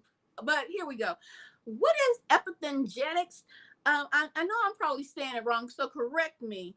But it is a gene that stays in the system of people throughout their generation. So whether my parents were a slave, some of that epigenetics, the trauma stays and is passed down generation to generation. Could you give me the right word for that and break it down for the people in the courtroom? Y'all go ahead, give the thumbs up, double tap your screen. You can talk in the chat. When the chat gets hot, I'll put it on the screen. When the chat slows down, y'all just sit in the corner. But on this channel, you're free to speak your mind. All right? Let's see what my sister has to say. You're very close. The word is epigenetics. There we go. Here's a courtroom-friendly way to explain it. Go ahead, Open sister. quote. Epigenetics is the study of how life experiences and the environment can affect the way our genes work without changing the DNA itself. Think of your DNA as a book. Epigenetics doesn't rewrite the words in the book. It places bookmarks, highlights, or sticky notes on certain pages, telling the body which genes to use more, less, or not at all. Right. Close quote. When it comes to intergenerational trauma, some researchers are studying whether severe trauma, such as war, famine, or prolonged depression, may leave biological changes that can sometimes be passed to future generations. This area of research is often called transgenerational epigenetic inheritance, or intergenerational epigenetic effects. For example, scientists have studied the descendants of people who survived events such as the Holocaust, severe famines, and other major traumatic experiences. Some of these studies suggest that descendants may show differences in stress-related biological systems. However, this is still an active area of research. Scientists have found evidence that trauma can affect the people who experience it directly. And there is some evidence that certain biological changes may be associated with later generations. Right. But researchers are still working to understand how much is due to biology, how much is due to family environment, and how much is due to social conditions. Mm-hmm. It is not considered settled that trauma is routinely passed down through epigenetic changes alone. If you're discussing the legacy of slavery, a careful and accurate way to say it is, open quote, some researchers believe that the trauma of slavery and generations of oppression may have effects that extend beyond the people who directly experience them. Right. Hit the like Those button, effects baby. can certainly be passed through families by social, psychological, economic, and cultural means. Yes. And scientists are also studying whether some biological changes related to stress may contribute through epigenetic mechanisms. The biological evidence is promising, but still being actively researched. Mm-hmm. Close quote. The important distinction is this. Genetics is the DNA sequence you inherit. Mm-hmm. Epigenetics is how your environment and experiences can influence how those genes are expressed. Right. Transgenerational epigenetic inheritance Express. is the idea that some of those changes might be passed to future generations. Yes, okay. Though scientists are still investigating when and how this happens. That explanation is both understandable to a general audience and consistent with the current scientific evidence. Mm-hmm. Y'all hear that? It's epigenetics. I'm writing it down so I won't forget it this time. Okay? Look at me. I'm already messing it up. Epigenetics. I got to look at it because I ain't know how to spell it. Didn't. Epigenetics. So we've been knowing this. Black folks been knowing. We call it the Akashic record. The Akashic records. We know our memories from our past lives, just like women. Every baby girl that you rock-a-bye that come out the womb, guess what she born with? She born with all the eggs that she can have come to this earth. It ain't like new eggs is coming. She is already born with all that information in her body. Black people already knew about the Akashic records, right? So just to break it down for others in the nation, epigenetics, it affects all that beating and that strange fruit hanging from the tree, all of that. Guess what? Because I'm mixed, y'all. I know I don't look like it. I'm mixed. Got Cherokee. My mom told me about another. I can't remember. She just told me. Y'all go back and look at that live stream. I was in the car popping my gum because I had to tell somebody, get off my platform looking because you ain't learning. But anyway, I'm Cherokee and I'm mixed with indigenous. I'm mixed with indigenous, and that's the Cherokee, y'all. And I'm mixed with prisoners of war. Y'all call them slaves. My great grandma Hannah, Philadelphia, one of the richest slave plantations down there, related to the Pringles. That's right. Y'all owe me some money. Mm-hmm. But my epigenetics from all the trauma that she went through, and probably some of the trauma my family from the Cherokee Nation went through, I got it right here. And so when I say them boys probably flipped the hell out when they went too far, that jealousy reared its ugly head, the epigenetics in their system was there. Let's ask about white folks. Let's ask about white folks' epigenetics, because we ain't just going to keep it on Black people in history. I want y'all to understand, this platform, speak your mind, because you might say something, I might go, let me think about it. Yeah, that was very good. ChatGPT. Can you tell me how white folks, what is their epigenetics? You know, the ones that had slave owners, that had no compassion, worked slaves to their bones and flesh separated from their bodies, put them in, I probably could go on and on, as you know the history. What kind of epigenetics would be passed down to them? Because most of them really didn't have trauma. They was living life off the backs of my ancestors. Tell me something what they might suffer and their children's children through epigenetics. Talk to me, ChatGPT. As ChatGPT is getting that information, go ahead. Double tap your screen. All right? Double tap your screen and put y'all back up here for a minute. Oh, don't run. I see some of y'all trying to run. Scared. All right, here we go. Talk to me. That's an important question, and the science requires a careful distinction between moral responsibility and biological inheritance. There is no scientific evidence that being a slave owner or benefiting from slavery would pass down a biological trait such as a lack of compassion or cruelty through epigenetics. What researchers do study is whether chronic stress, fear, starvation, violence, or trauma can influence the body's stress response systems, and in some cases, potentially affect later generations. That's why discussions of epigenetics often focus on people who endured severe hardship. For descendants of slave owners or people who benefited from systems of oppression, the effects that are most strongly supported by evidence are social and cultural, not biological. These can include things like beliefs, attitudes, and prejudices passed down within families, narratives about race, status, or entitlement, economic advantages accumulated over generations, family traditions and values that shape how children see the world. Those are forms of social inheritance, not epigenetic inheritance. If someone grows up in a family that teaches empathy, they may become more empathetic. If they grow up in a family that teaches prejudice or dehumanization, they may adopt those beliefs. Those are learned behaviors and social influences rather than inherited changes in gene expression. You also mentioned the horrific treatment of enslaved people. The brutality of slavery is well documented. People were subjected to forced labor, physical violence, family separation, sexual violence, and the denial of basic human rights. Those historical facts are not in dispute. We know the descendants of both enslaved people and slave-owning families continue to live with the consequences of that history. And but lack those of money are not necessarily the same in nature. So, if someone asked in a courtroom, open quote, what epigenetic effects would descendants of slave owners inherit? Close quote. The most scientifically accurate answer would be nothing. Open quote. At this time, there is no established evidence that traits such as cruelty, lack of compassion, or racism are passed down through epigenetics. Researchers distinguish between biological inheritance and the transmission of beliefs, behaviors, culture, privilege, and social structures, which are passed through families and communities, rather than through changes to DNA or gene expression. Close quote. That answer reflects the current scientific consensus, while recognizing the profound historical impact of slavery and its enduring social consequences. Wow. That was deep, y'all. For y'all in the back that don't understand what my assistant ChatGPT just said, G to the P to the T. Black people, they studying us. They've been studying us. They've been studying our Akashic records. And we the ones that hold Akashic records and been holding epigenetics. The trauma, the stress, the PTSD. You understand? Can be studied. They still studying it through epigenetics. But this epigenetics is passed down through generations upon generations. And then they want to say, some people, crazy folk, they want to say, what? Smile, what?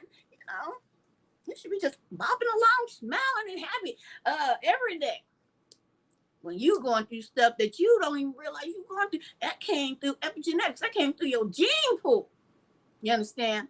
But white tea, for you slow ones in the back that don't be on here, these platforms, white tea is for TikTok purposes only. White people for any other channels.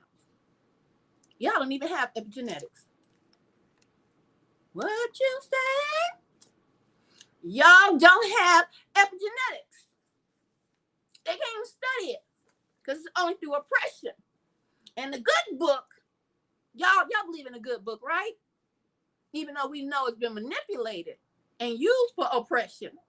But baby, the truth is coming up out of that was hidden that you, the slave master, could even comprehend at the time. Y'all check out Deuteronomy. Y'all check out Revelations too, baby. Y'all didn't even have epigenetics because y'all ain't been through oppression, and oppression in the good book, see, surely will make a man mad. You can't keep oppressing folk and oppressing them and oppressing them and oppressing them and think they supposed to be skipping through the damn tulips on a Monday morning when they come into that office building or come to the gas station to clock in. Because they fight more than just the environment that is around them. They have epigenetics that's in them. They have all of that that's in them from their dog home family. And you can't say we're not a strong people.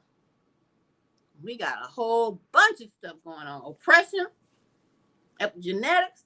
But my assistant ChatGPT, the G to the P to the T, she also said, White people, y'all don't have epigenetics. Can't study because you ain't been oppressed like the black folks are. The ones that were,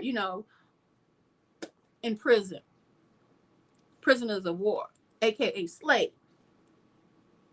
But I studied child care. One of my degrees is early child development, and one thing we used to always study is nurture versus nature. Nurture versus nature. See, y'all, we could watch y'all how y'all was nurtured, honey. How was y'all nurtured? How did your parents treat you? Did your parents treat you good? Did they instill moral values in you? Did they instill empathy, sympathy in you? If they didn't, baby, if your grandpappy was a racist to his heart and raised his son to be a racist, but tell you keep it under wraps. When you go out there in the wide world, smile and say, "How you doing today, Jim? How you doing today, Tyrone? Everything's okay? Everything's okay with the family? Okay, good." And then they walk away and call you everything under the sun. That's being raised with, what I say, nature versus nurture. It was nurtured with that kind of feeling. And it comes down to the fact that all them folks on that boat that took out that boy, how they was raised, baby, came to play.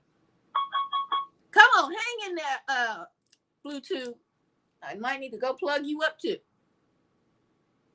How they was raised came into play. You understand me?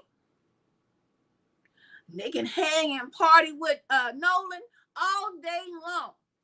But when they had that fight or whatever went down on the 4th of July, 2026, over there on Horn Island and on that boat, all of their nurture, how their parents raised them, came into play. Because when they pushed that baby off into that water, they called their mama, the judge most likely, don't take it from me, that's gossip, that's hearsay, but allegedly, that judge, that mama probably said, hush your mouth, I got this. That's when she called Stacy. We done went into this already. Let me turn this off real quick. We done talked about this already. Gotta plug this up. Stacy, the coroner, that she has 3 unalivings that she done covered up. The medical examiner over there in Mississippi burning. All that network, baby, calling each other. They working nurture. How all of them was nurtured. And it came and reared its ugly head.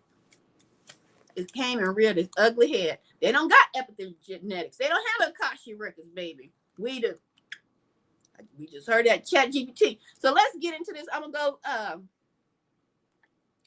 go try to find a plug to plug up this doggone Bluetooth, y'all. Let's see. Come on.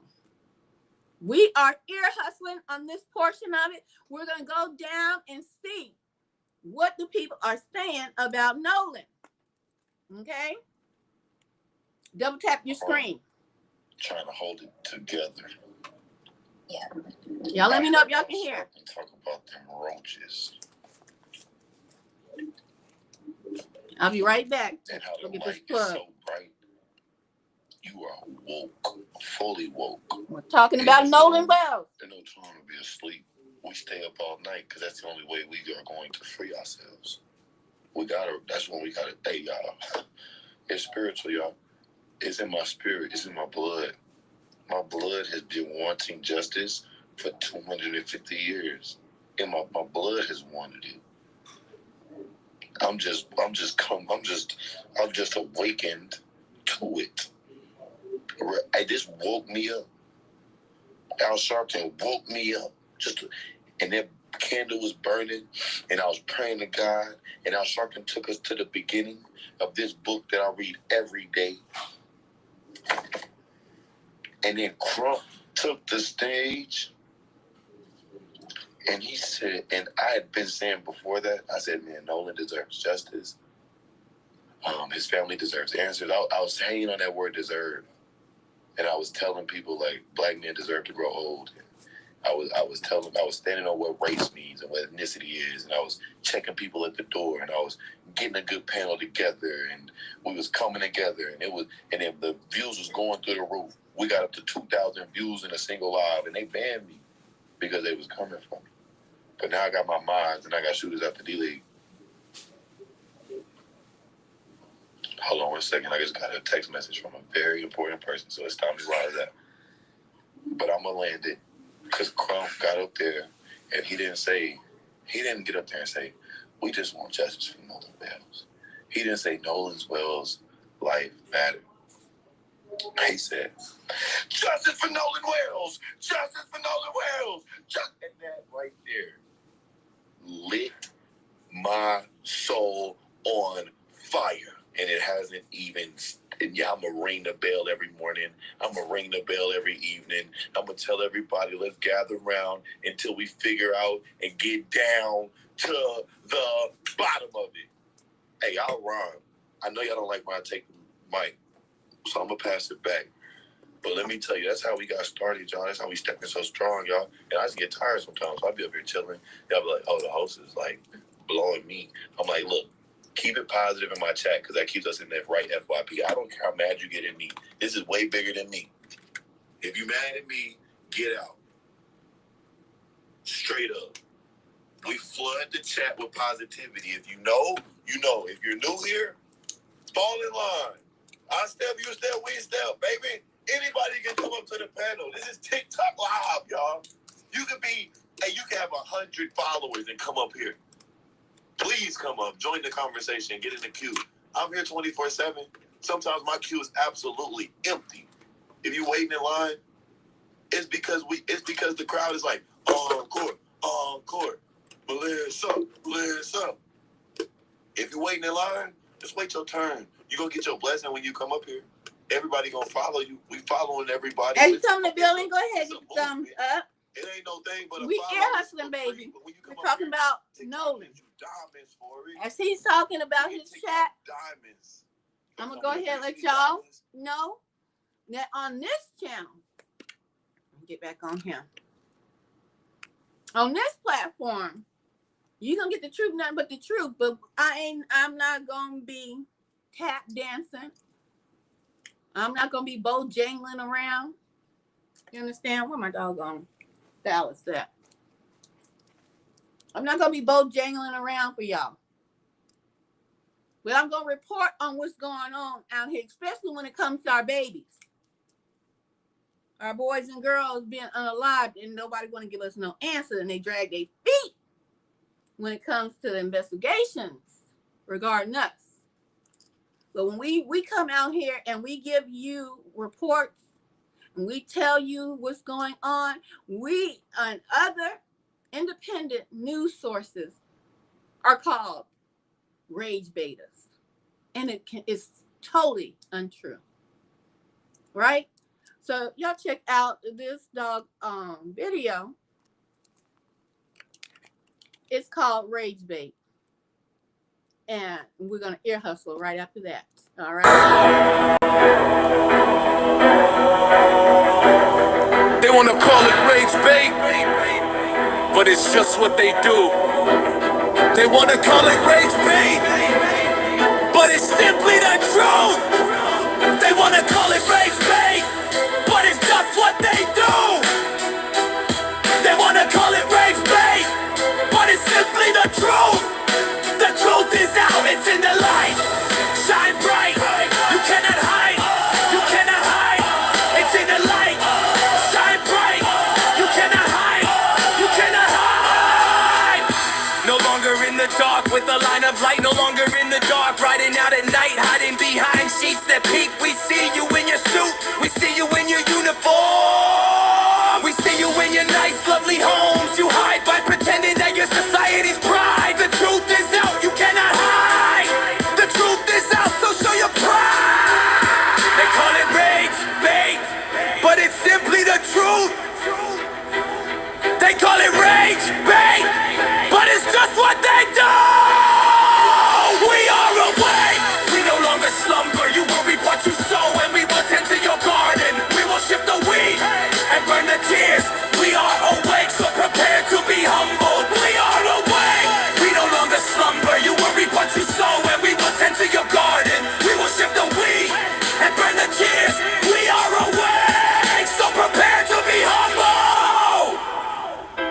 show everything you do, so shine. You always want to be seen true, so shine your life in the ignorance of your darkness. Shine your light and we will post it. History does repeat itself, but we have the Uno reverse. Revelation 13:10. He that leadeth into slavery shall go into slavery. He that killeth with the sword must be killed with the sword. Here is the patience of the saints. Our patience, 400 years and counting. They call it rage, but it's simply the truth. They call it rage, but it's just what they do. We are awake, we no longer slumber. You will reap what you sow, and we will tend to your garden. We will shift the wheat and burn the tears. We are awake, so prepare to be humble. We are awake, we no longer slumber. You will reap what you sow, and we will tend to your garden. We will shift the wheat and burn the tears. We are awake, so prepare to be humble.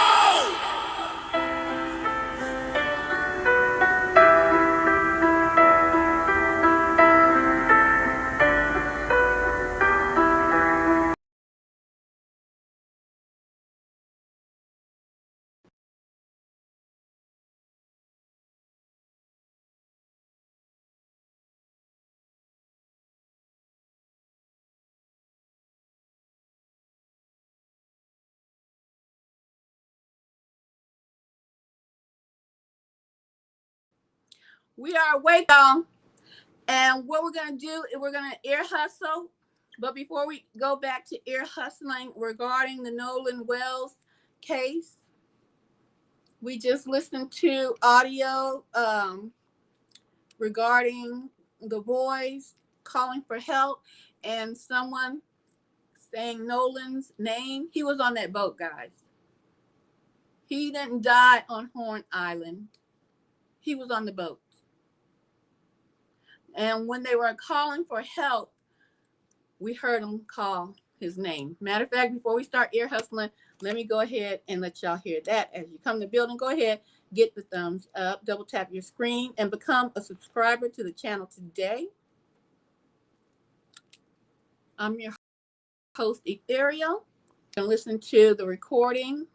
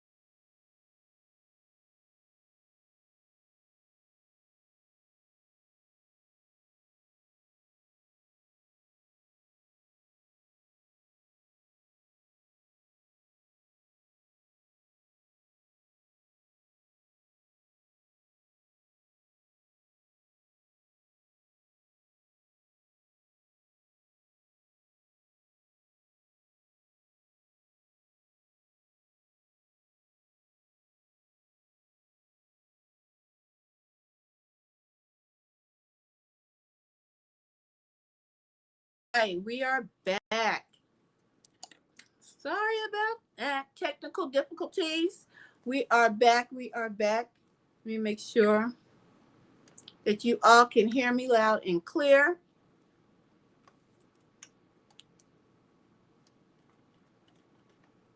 And go ahead and get the thumbs up. We are back. All right. So I'm gonna let you listen to the audio again of the boys on the boat. You can hear them say Nolan's name and also that he's dying.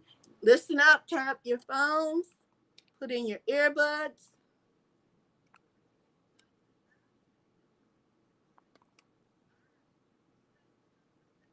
Here we go. If you listen closely, you can hear them say Nolan is about to die at 16 seconds.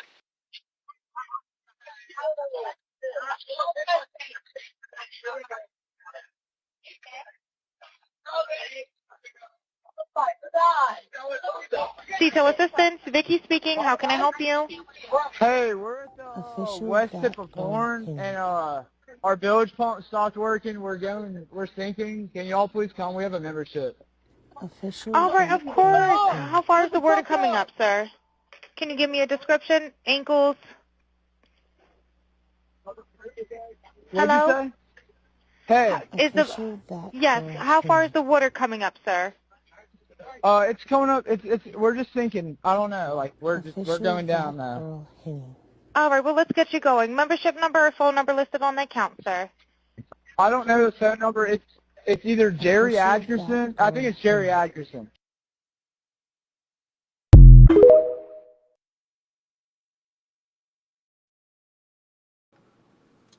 All right, guys. So that was the recording. They might as well go ahead and indict them all right now. You heard me? They might as well go ahead and indict them all right now. Let me get this down. So y'all hold tight. We're going to get ready to go into ear hustling.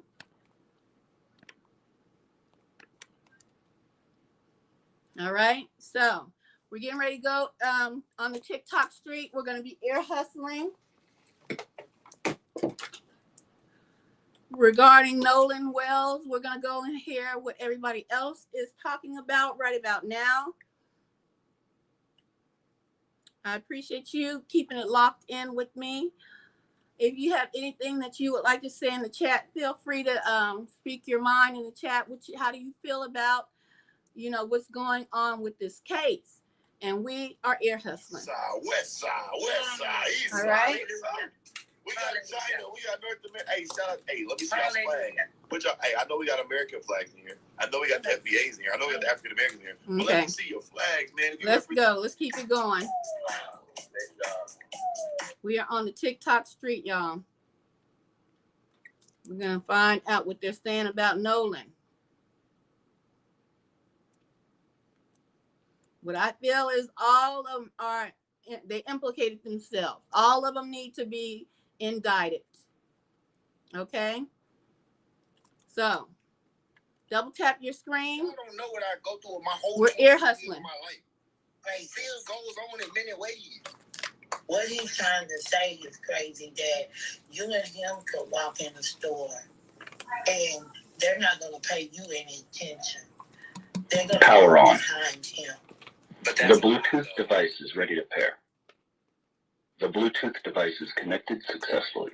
All right. So I don't get up and say that I'm oppressed and everybody hates me and the state's against me and the cops are going to get me. Blah, blah, blah. Who said that, though? I never said that. That's always I'm not just saying you said that. I'm not just saying. I'm saying from an overall argument that we've been having since the Nolan case. That's what everybody is pushing is this happens in Mississippi. They're trying to cover it up. The white kids did it. They're all covering up for the white kids. That kind of silliness when we don't have the facts. We have enough facts. That's right. My nephew said today, you don't have all the facts. But we have enough. We can't say that he drowned, and we can't say that he you finish was that unalive. If you finish that sentence. I can't say what I said. I said we can't say that he drowned, and we can't say that he was unalive, because my nephew Eli said that we have to wait until we get all the facts, and that's what we need to do. Well, Eli is back. Who we dropping for Eli? He's back. It be some slow pokes, even in my nation. Look here. Y'all just heard the doggone audio where these boys was trying to get some help, some boat side help, like roadside help. You can hear them say Nolan's name in the back, and you can hear him say he's dying. All of this information is constantly coming out. I don't want to hear we need all. They don't never give us all the information. That's the problem. Let's continue. We're ear hustling y'all on the TikTok. I ain't that much older than you, bro. But man, bro, just do you, dog. Like, forget all this noise and everything, bro. Focus on you, bro. And you be good, man. You be good, bro. You got a good head on your shoulders. I can tell, man. Yes, I agree with everything he said. You're not a bad kid. But some of these people are so far gone, they're in the comments saying that I get paid to have a different opinion. That's how far gone some of these people are. It's insane. Yeah, I mean, if somebody don't agree with the same thing that you think or the same thing that you say, I mean, it's natural, like human instinct to be like, nah, that's not. I don't feel that way, or you know what I mean. Like, it's okay to feel that way, but don't let it like separate us morally as like, you know, how we are as a human. Like, don't let it. You know, we don't need to come to blows and start, you know, screaming hateful narratives and things to each other just because we have a disagreement. Like, it's okay to have a disagreement. You know, my favorite color is blue. That's not everybody's favorite color, but that don't mean we don't have to be homeboys, and we can't go out and hang out and go out to a Horn Island, and I can't take you out on my boat because you are black. You know what I mean? Like, come on, bro. We all fuck with each other. I get the agreement that you just said, but here's the thing I don't agree with on this. These boys passed the polygraph test. That they had nothing to do with it. And the people still criticize these boys, acting like they are guilty of Nolan's death. I have a problem with that, because that means that they are racist when they do that. That's not called racism. That's called having an opinion. Now, hold on. I can see the comments. Hold on. But everything is convinced that these so they passed a polygraph test. Your mic is horrible. Something like that. Hey, my favorite color, white. Hey, it's okay. I respect that. You want to go again? My comments not coming up. Hold on. Y'all can keep talking in the chat. I don't know why the comments are not showing.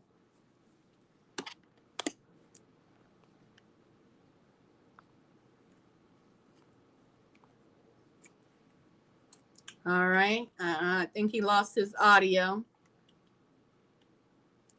Let's continue.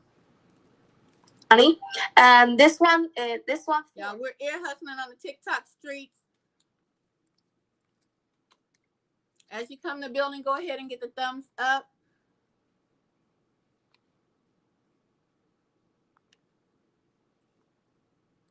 I'm trying to get y'all.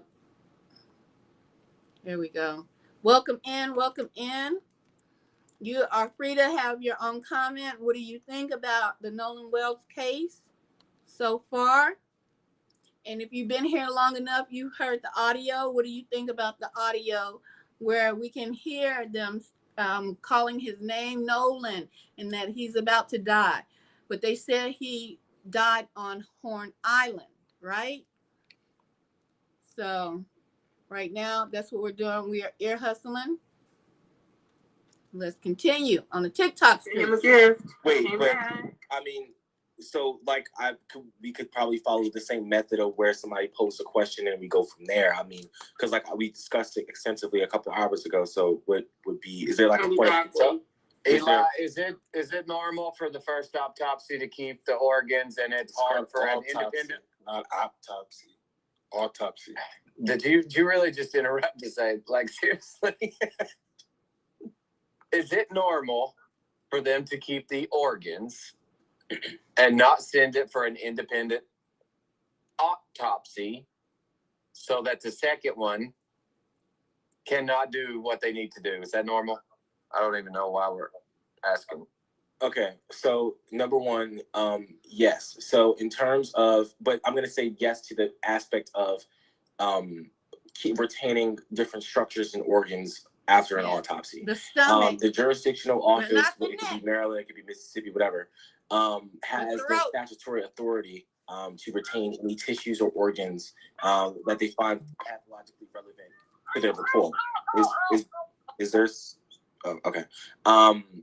So whether that be, it depends on the case. Like it's very common for, let's say, for instance, I've assisted on cases of infants who still have the placenta attached, which you would regard as stillbirths. We would take the spinal cord and we would take the brain and send it off for a neuropathology consult to a different doctor at a different facility. We would put those organs in a fixed formalin solution, send that off.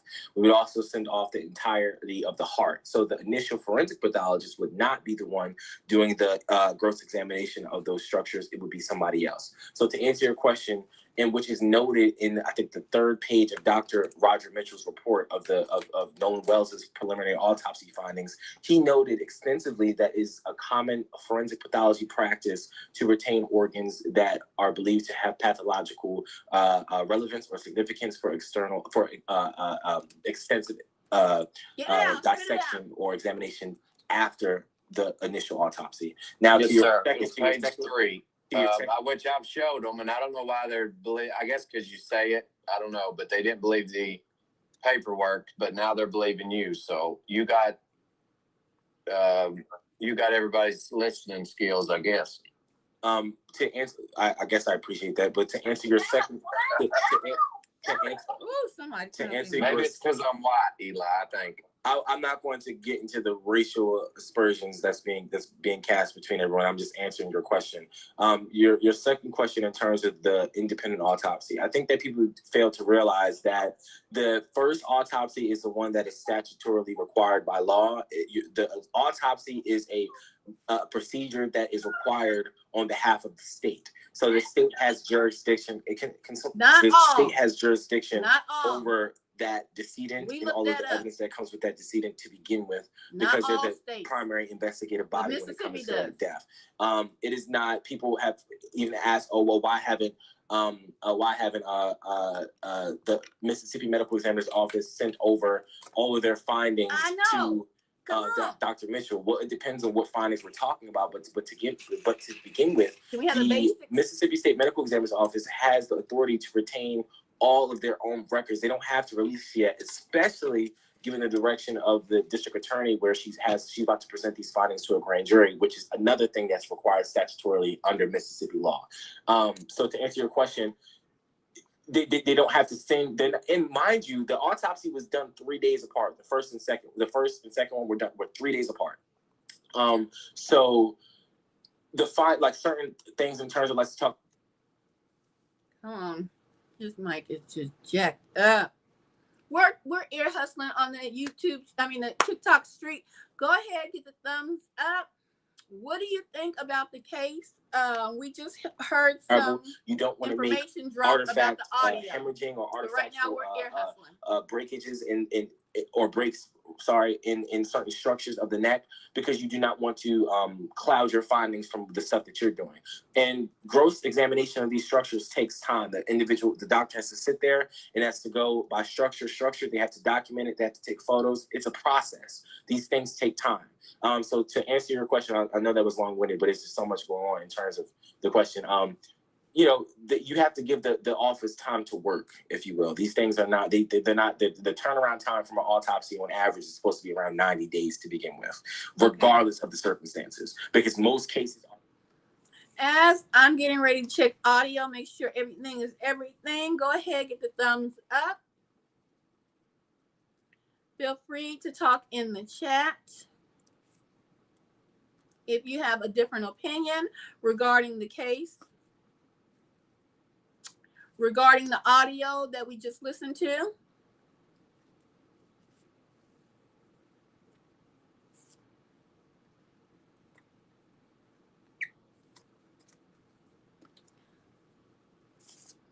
Let me see. If you have a different opinion. All right. We're cooking with grease. Let me see what some of you guys are saying over here.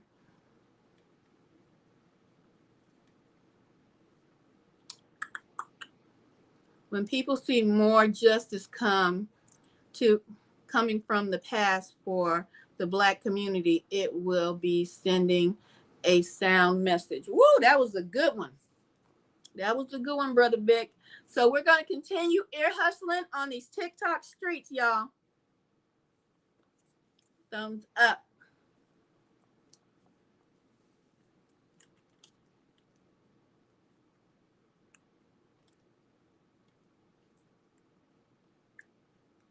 of legality. It's more so that these structures aren't traveling because they're being retained because they have not been fully examined, documented, and compiled into the report yet.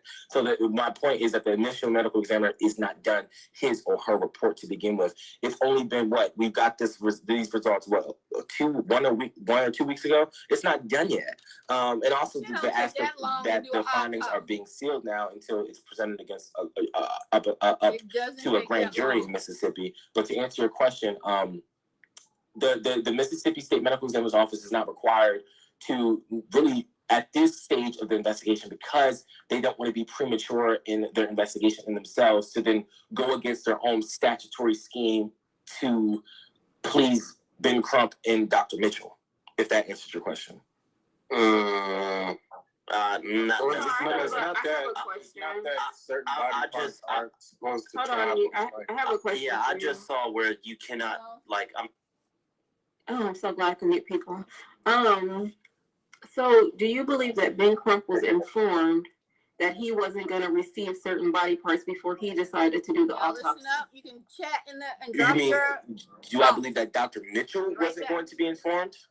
Because did you like Ben Crump? Like, do you believe that he knew that everything wasn't going to be intact before he decided to go to the independent autopsy? Like, did you think?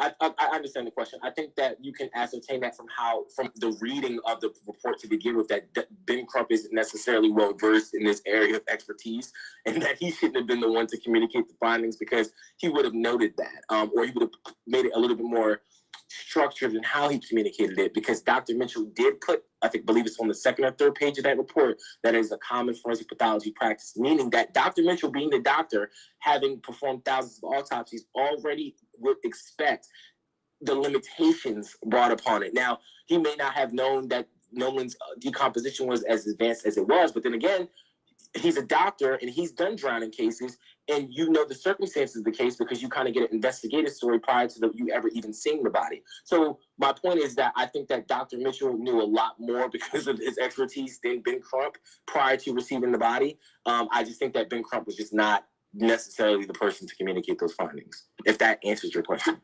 I think how much is an independent autopsy, like thereabout? I mean, it depends on because you have to pay for the facility, you have to pay for the doctor, you have to pay. It's a lot of different. If you want tox and histology, that kind of depends. But I think the estimated average is around $10,000, I believe. But the family didn't pay for it.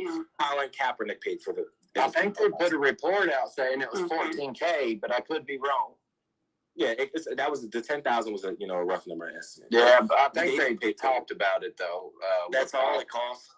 It came from his foundation or something, didn't it? Yeah, it's called the Know Your Rights Camp. Okay, thank you. Mm-hmm. Yeah, I'm just curious as to a lot of people are saying, well, Mississippi needs to. Why isn't Mississippi releasing their stuff and sending it to Washington? I'm seeing that in a lot of places, but I also saw where you can't send this stuff off like people just put it in a box, seal it up, and send it off like a lot of people think you can. Like it's more. I'm not saying I'm versed in this area, but where did you find that? Fuck, somewhere deep in the internet where all this crap and misinformation's going on, bro. Was there like some comments somewhere? Somebody just commented? No, I don't think it was comments. I think it was. I think it was an actual live that I was in. Live. 2:00 in the morning. Okay, so you didn't find it on like a website?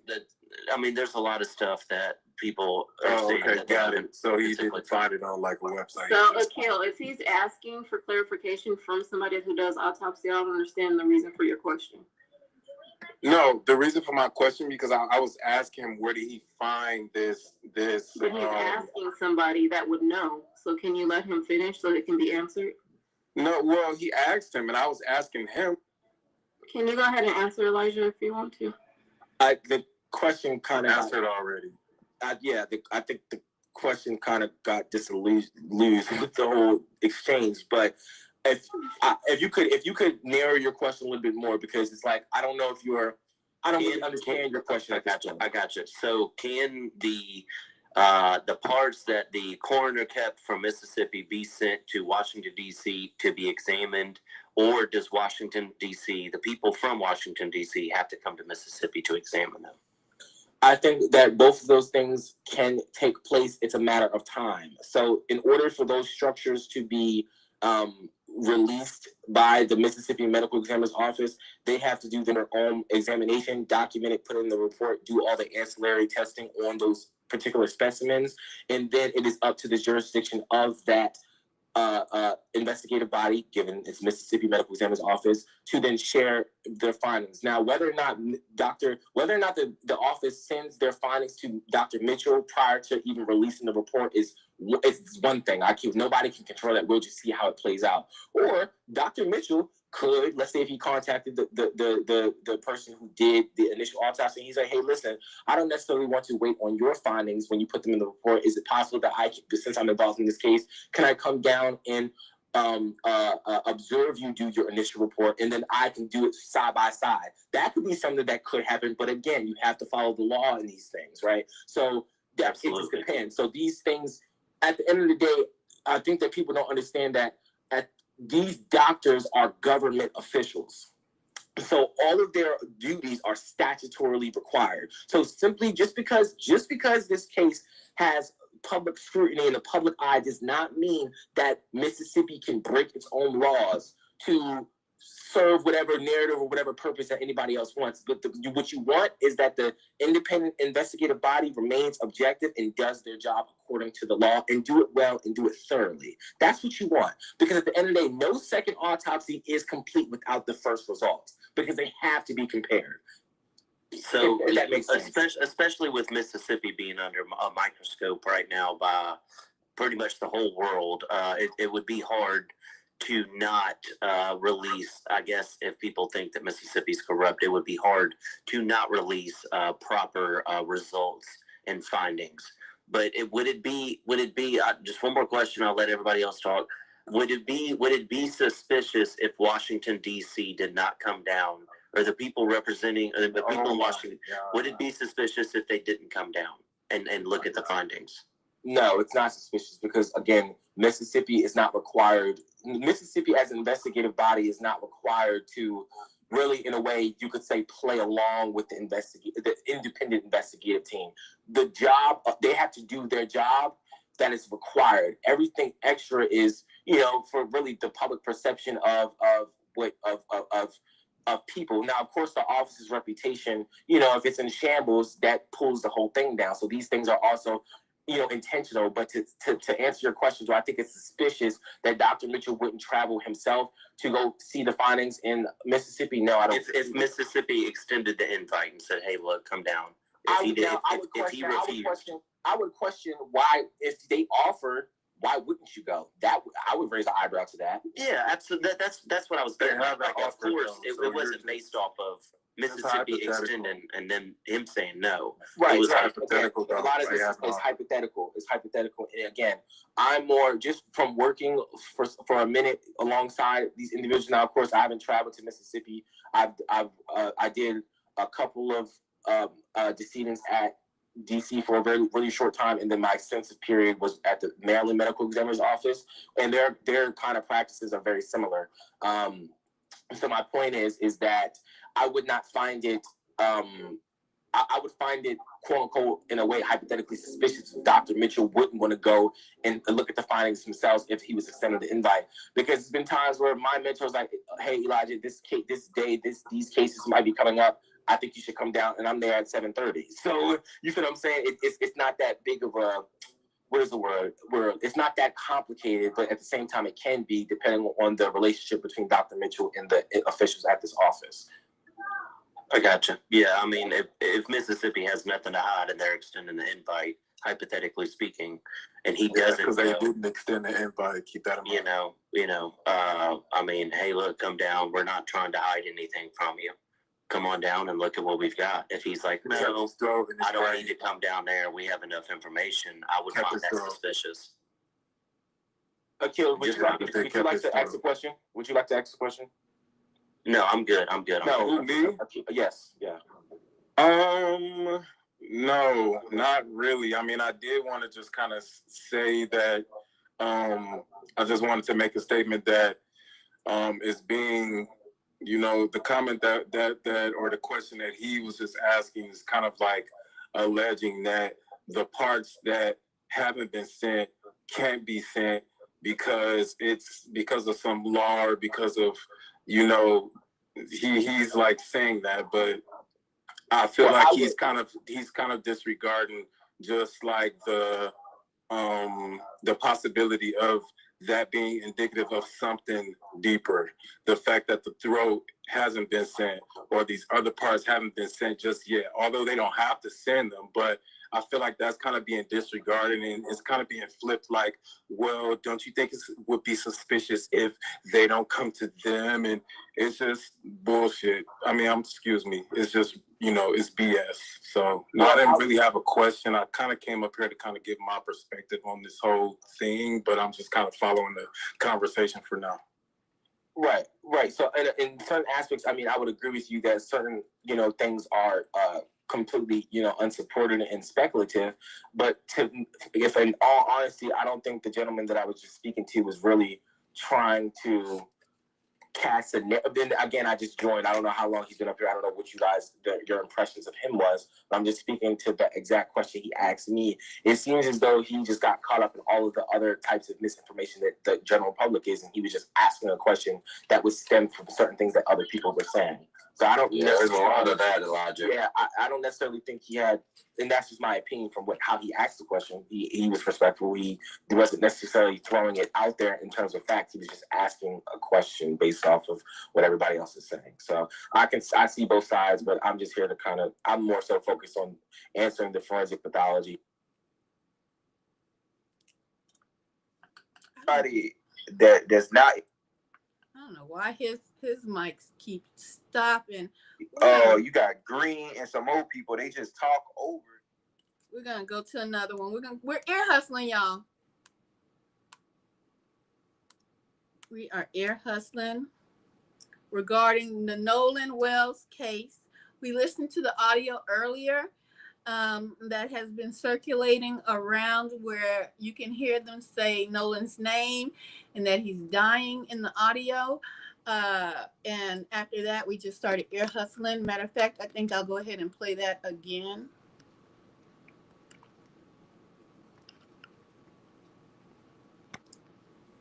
If you listen closely, you can hear them say Nolan is about to die at 16 seconds.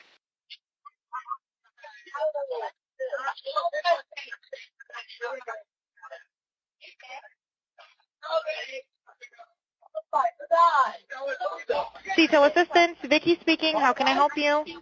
Hey, we're at the west tip of Horn, and our bilge pump stopped working. We're sinking. Can you all please come? We have a membership. All right, of course. How far is the water coming up, sir? Can you give me a description? Ankles? Hello? Hey. Yes. How far is the water coming up, sir? It's coming up. We're just sinking. I don't know. Like we're going down now. All right. Well, let's get you going. Membership number or phone number listed on the account, sir. I don't know the phone number. It's either Jerry Atkerson. I think it's Jerry Atkerson.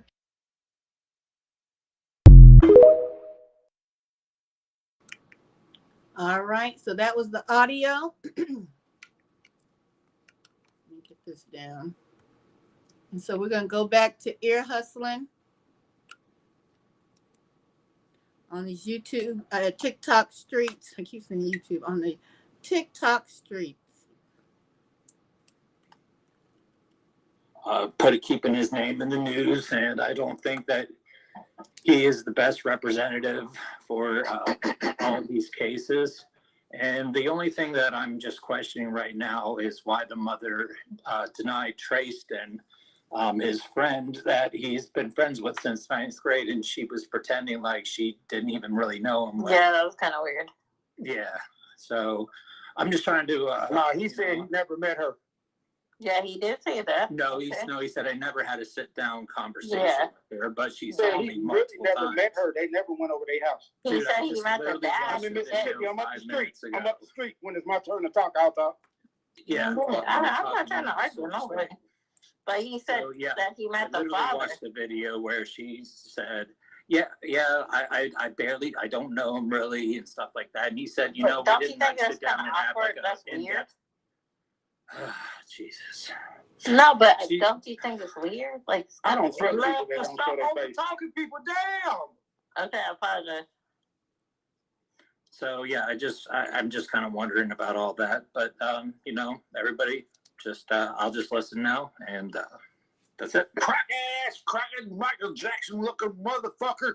So I had a couple more beers. Got a troll. Well, let me give me it. I need some more beers. I was supposed to get upset about. Bye, Fred. There's 90 people in the room. Can we tap the screen? Create the home. But so y'all don't think, okay.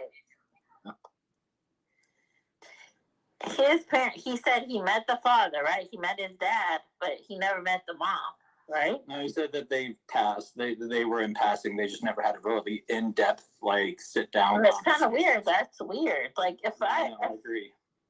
Like, like my son, he's like, oh, okay, well, I don't, first of all, I don't have no kids, so I don't know how that works. But if I had a kid, I'd be like, all right, well, y'all can rock out of my house. Like, what's the word? But it's just kind of weird, like. What's going on, brother? And how they lured up with some teen black people, which is okay, that's cool, I get it. I don't want to be around black people. I get that. He was never around black people, though. Pause for the cause. We see what happened to Carmelo Anthony when he went and got a white lawyer. They gave him 35 years. The lawyer ain't do jack diddly squat for Carmelo Anthony. Carmelo Anthony's lawyer was white. Why the hell y'all be having a problem when they go get a black lawyer? Oh, because y'all don't like Ben. Y'all don't like him. Y'all don't like Al Sharp. I understand you might not like him, but why the hell y'all got a problem when black people go get black lawyers? Carmelo Anthony, let's remember, he went and got a white lawyer and they gave him 35 years. The white lawyer ain't do jack diddly squat. But one thing, object to not having black jurors on the jury, which saved him his appeal rights. We got to give him that, right? But why white people, why y'all get upset? Because, we got somebody from the 1970s, Al Sharpton, civil rights leader. Really, it's just a public figure type deal right about now. Really no real pull. And this new lawyer that's on the scene. Why y'all upset? Why y'all mad? Holler at me. Talk to me. Oh, because it makes it seem like it's racial. But when Carmelo Anthony had a white lawyer, y'all had nothing to say. Y'all need to, I don't know. It seemed like y'all be picking and choosing what we supposed to do about our children and the future and the jeopardy that our children will put in. Y'all do better. Okay? We're ear hustling, y'all. That's right. I don't care. The fact of the matter is the people that he went out on the boat with. Should they force him back on the boat? But you said they forced him back on the boat? No, there's 30 kids. Hold on. There's 30 kids. He said, should they have forced him back on the boat? There's 30 kids. So let's see about to get rolled. The boat was never sinking. The boat was never sinking. That's bullshit. So they called Y'all let me know when I can talk. If he said, I want to stay here, should they have So forced they him called back the on guard. boat? They said, get your ass on the boat. Let me know when it's my turn so I can tell y'all. Okay, Fettuccine. Okay, Fettuccine. All right, y'all want me to go live because I'm cleaning my boat up right now. I'm in Mississippi. Well, we know you. Okay, then I'm in Mississippi. I cannot deal with the disrespect. Let me tell y'all something about boat life in Mississippi. I'm not at 4 o'clock, 3 o'clock, you do not. I'm in Texas, baby. Okay, let me know when I can talk. Go ahead. Okay, then. So let's try out the comments for a few minutes because you're doing too fucking much. Hey, Miss Valerie. Who is that? I'm sorry, can I speak or no? Hold on, Fettuccine. Hey, Miss Valerie. Hey. Lord have mercy. Hey, Sissy. Hey, Valerie. You was trying to say something, wasn't you? Now, I can't deal with the disrespect. I'm just sitting here listening. I mean, my nerves. I'm getting ready to leave to go to Florida, so I'm listening. I'm just okay. Y'all go ahead. What the hell, them broke out? Miss Valerie, I should have went to sleep like you did. Go ahead, Fatty Shit. Talk your shit. And then we got Derwin. We got the Black historian on the panel. And we got Stock Coach. Y'all put it on the floor. I'm trying to eat. All right, all good. Been voting for 20 years. I'm going to tell y'all this real quick. When you get out there on that water, you go bend one of those. It's a sand dune to us. It's not really an island, but we'll call it an island. You don't leave without every passenger on your boat. Bullshit. That's boat etiquette. Man, there's 3 boats. About that? Man, listen, real quick. Watch this. I say I'm gonna ride. Watch this. Indict the captain. Okay, I'm gonna ride with somebody. Who you riding with? Who? I'm gonna take a ride with somebody. Who? The first thing gonna come out your mouth, just like if you at a club. Who you riding home with?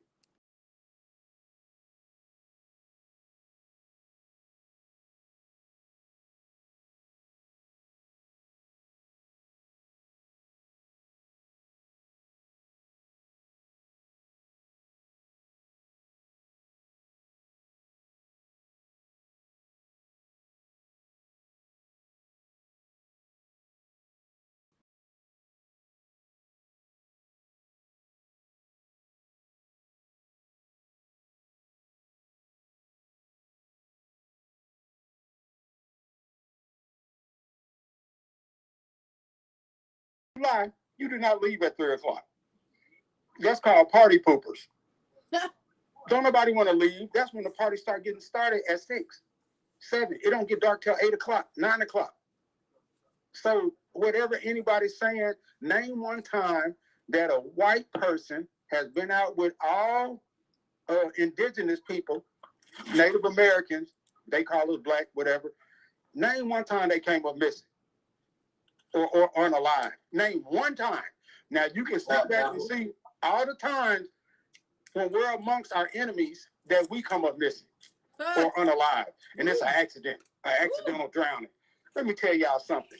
It's okay to play with them boys, grow up with them from toddlers. But as soon as they girls start liking you, they turn into the devil. I land. We talked about that too. Can I get to it? Can I piggyback on Fettuccine? Real quick, stop. Yeah, so, the whole boat situation and the whole call to the insurance company, because there was an insurance company they called first. They didn't call the Coast Guard until later on, right? Insurance company. Say it again now. It was an insurance company. It was CETO. That's the first person they called CETO. That is not an insurance company. Right. Yeah, they act as an insurance. But the grandfather told them they was okay. Okay, Fettuccine, you already spoken. Let him speak. Yeah, so you get a membership. I'm gonna tell y'all about the boat. So you get a membership with that CETO company, right? They act as an insurance tow company, whatever you want to call it, right?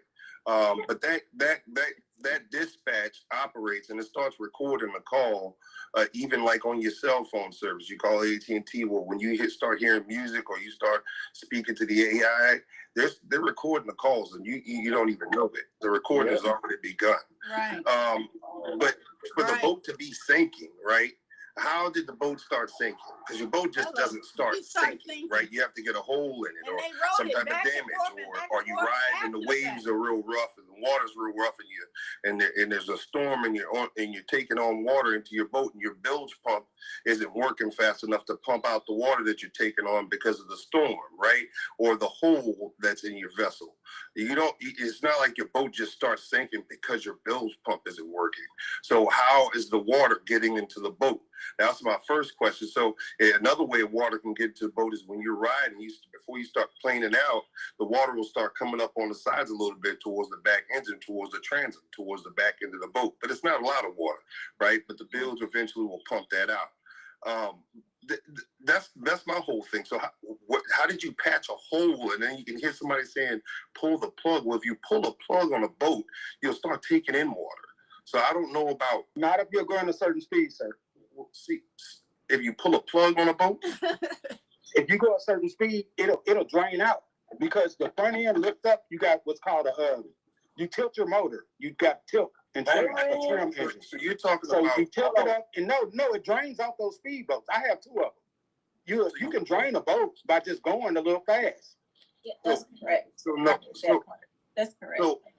So what are you talking about? Drain a boat and go fast? Like if your pills pump, would they go out every day on all the boats every day? Was it a speedboat?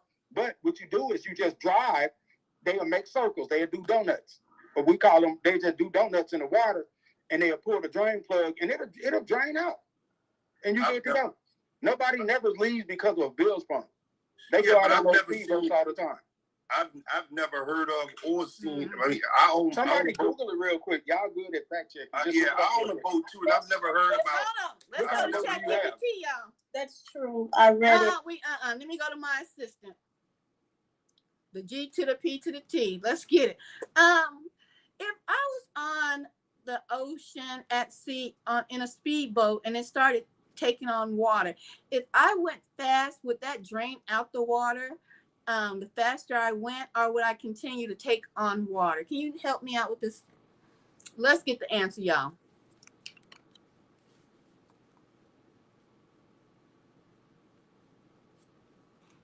All right, let's get the answer. Yes, I can help with that. The answer depends on where the water is coming from and how your boat is designed. If you're in a speedboat that is taking on water, if the water came from a wave splashing over the side, accelerating may help only if your boat has self-bailing drains, scuppers.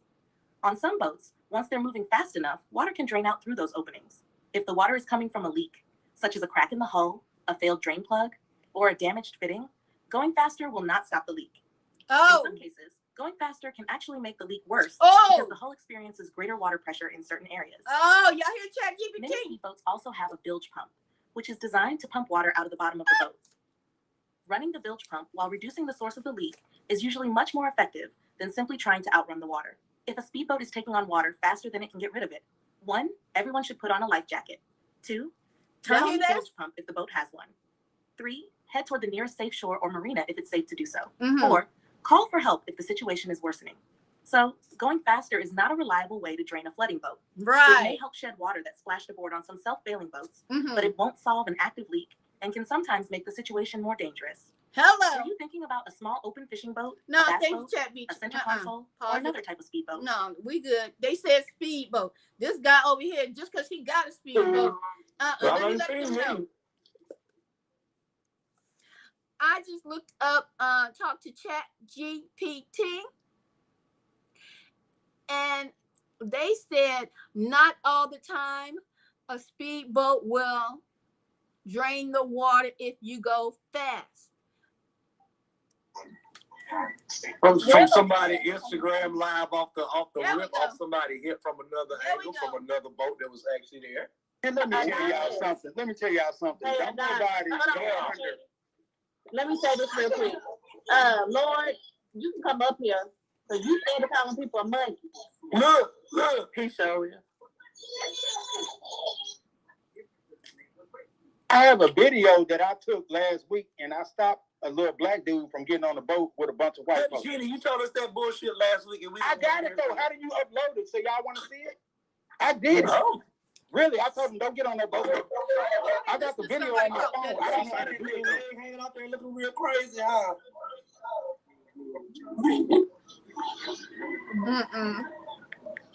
Thank you, Ray. I got work to exclude you. I see that black man leg hanging out there. Can I at least get a text? We're gonna keep going. We on the TikTok streets, y'all. We are on the TikTok street. We are ear hustling. So go ahead, get the thumbs up. Subscribe to the channel today. Let me turn this back up. Like, come on now. Yeah, now you know why they lawyered up so quick, right? Because they damn well knew, Jerry fucking knew immediately when it happened that they were all guilty. So yeah, they didn't waste any time on that. So now guilty of what? What are they guilty of? Grandpa knew. When they called for the tow on the island, hold on one second, y'all. Kylie, you good? That's so bullshit. Excuse my words were not working. Celeste, hold on. I said, what was said again? That was rudely interrupted by Celeste. What'd you say? You'll have to. I'll probably have to stay in the down there because my words aren't working out too great. Well, did you go to the doctor or no? All right, we're gonna keep it pushing. They got everything talking about the doctor.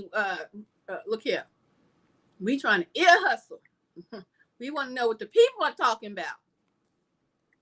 Okay, let's see. Keep going. As I'm doing this, go ahead, get the thumbs up, thumbs up.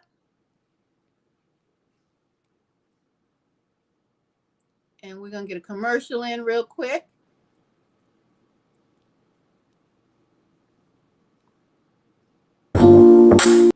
Become an official sponsor of the show. That will be 25 or more. I'm just a girl. I like those jewels. I like those jewels. And Super Chat, well, they just let me see you better.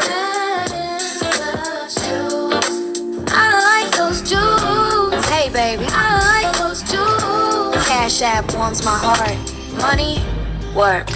Money, work. Join the family today. Become a member. Money, work. Join the family today. Become a member. Money, work. Join the family today. Become a member. Money, work. Join the family today. Become a member. Money, work. Honey, the commercial stop. Money, work. Okay? So, look, y'all go ahead, double tap your screen, participate in the chat over here. You're welcome to say what you feel, what's on your heart, what's on your mind. Okay? We are ear hustling, but some channels, some platforms are just getting sidetracked. So that's what we're doing. The decision was entirely his. We don't know who he spoke to last or what was actually said. We're talking about Nolan Wells. Know, because the data tells us, is that a boat left an island that afternoon, and Nolan Wells was not on it. He would never come home. Somewhere on the water that same day, a phone call was made to a private towing company. A caller, one of the group that had been with Nolan, reported the boat was taking on water. It's a mundane emergency, the kind that happens constantly on a holiday weekend crowded with amateur boaters. In the recording, later obtained by NBC News through a public records request, a voice can be heard confirming to the tow operator, "Everybody's on board." Everybody's on board. Everybody's on board. 4 words that meant nothing to anyone listening to that call in real time. 4 words that would matter enormously once the world learned Nolan Wells never made it home. Because if everybody really was on board that boat, who exactly did they mean? This is the strange shape true crime often takes. Not a single dramatic moment, but an ordinary recording made. Did y'all hear that that's a ritual? Oh, we missed that, y'all. That is a ritual. They said a lot of rituals was going on like, and it's my opinion, the 4th of July. That this is something that they do. And when I say they, you guys can speculate, but I'm pretty sure everybody knows what I mean by they. What's up, Juicy? Tell me how you feel. Like Nature Boy? Hey, love. How y'all doing? Hey, panel. Hey, Chad. I am just getting up on your live and catching up with everything. I'm just completely disgusted. You know, my story is, I still stick to my theory of, you know what I'm saying, they harmed that boy on that boat. Yeah, they did. Unfortunately, you know, evidence keeps coming out, and it's like a slap in the face for real. Because it's stuff we already knew, but it's just like, damn, why couldn't y'all just come out in the beginning and just tell what it is? And I'm gonna keep listening though. Like, I just get up here, but I'm gonna keep listening because I don't know where y'all at right now. I don't know on the panel and on the live, and I'm tuning in because I was trying to kind of, listen in when Cam and the other lady was talking. So I came in on the butt end of it. Let me just say that. So I'm just going to keep listening, and then I'm going to chime in after, I listen and see what's going on. Thank you for joining us. And that's one of the things I had said too, Pretty, that it was a interesting choice of words he used when he said usual ritual. Oh, hey, boy, I didn't know that was you. You must be on like another page or something. Yeah, this is my main page. I had been banned for a couple of days. Oh, okay.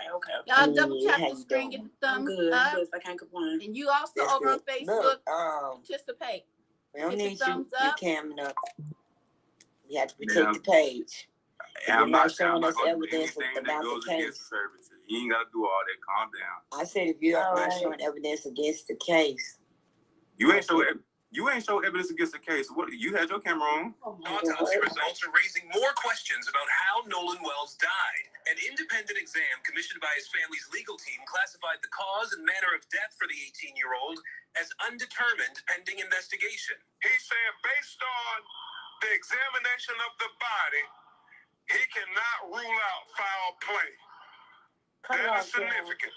The forensic pathologist wrote there were no fractures, cuts, or bruises on Nolan's body, but noted red discoloration was found on the back of his head and needs more investigation. The autopsy was performed 4 days after his body was found. The pathologist also writing there were missing parts of the neck.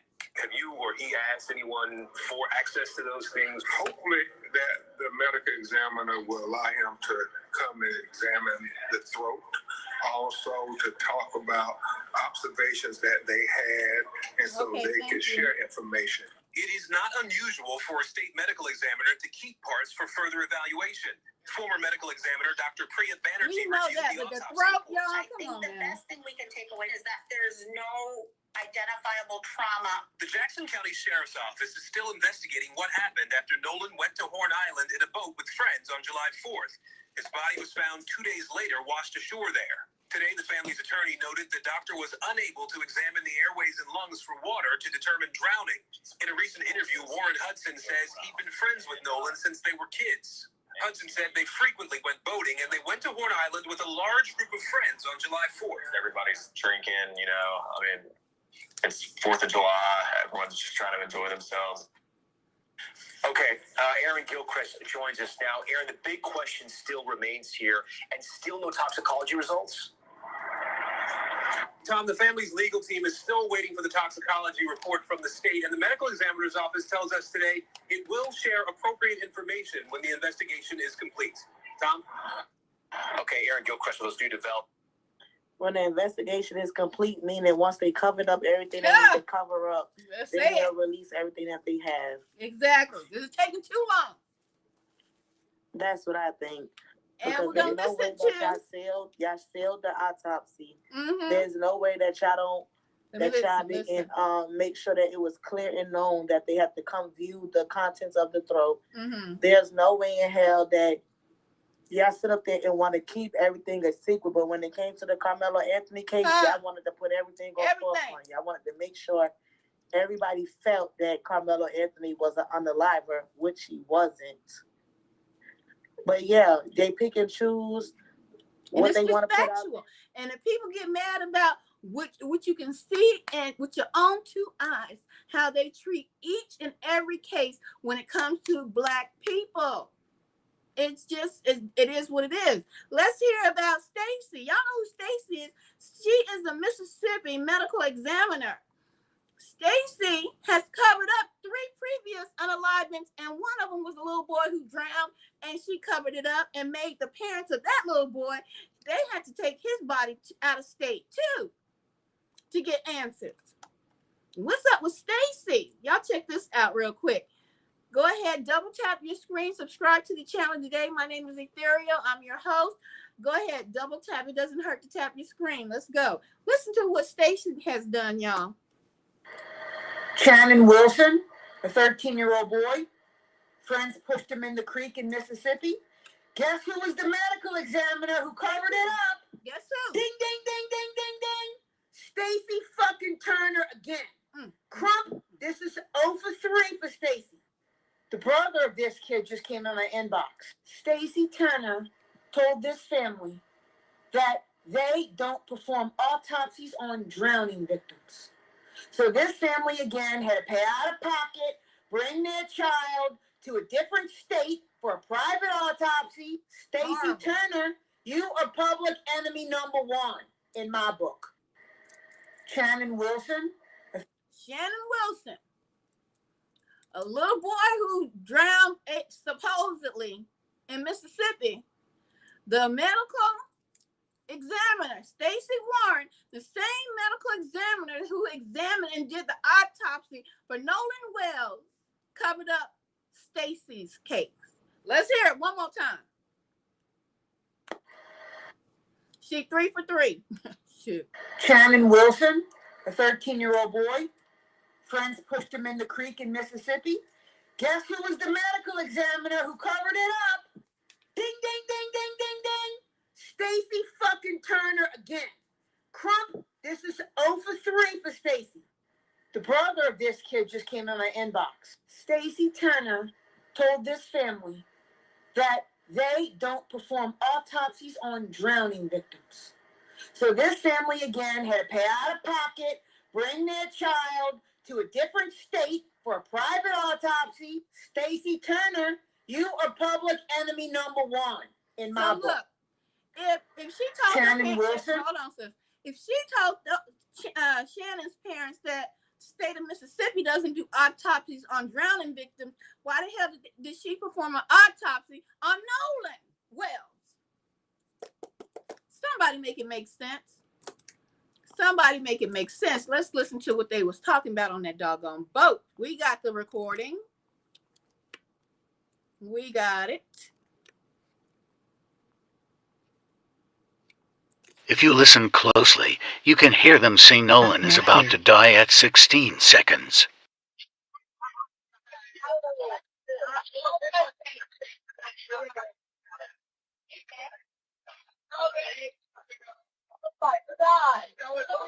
CISO Assistance, Vicky speaking. How can I help you?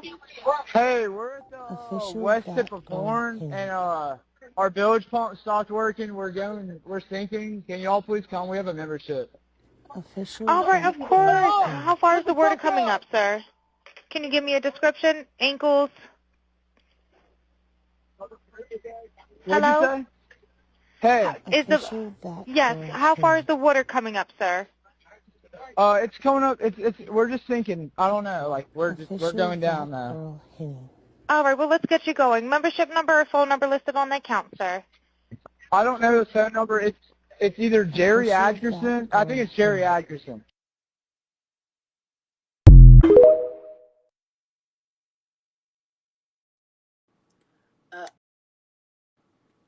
Well, there you have it, guys. There you doggone have it.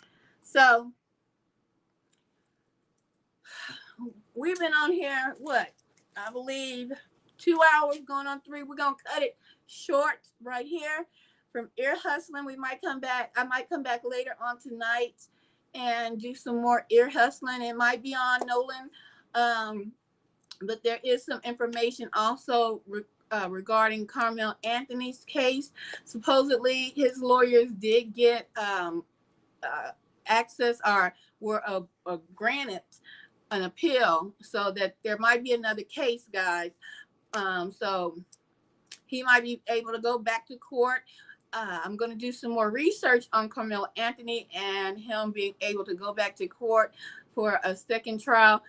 I'm not too sure. Just that's the rumors. That's the word on the street. I have to dig down deep into that.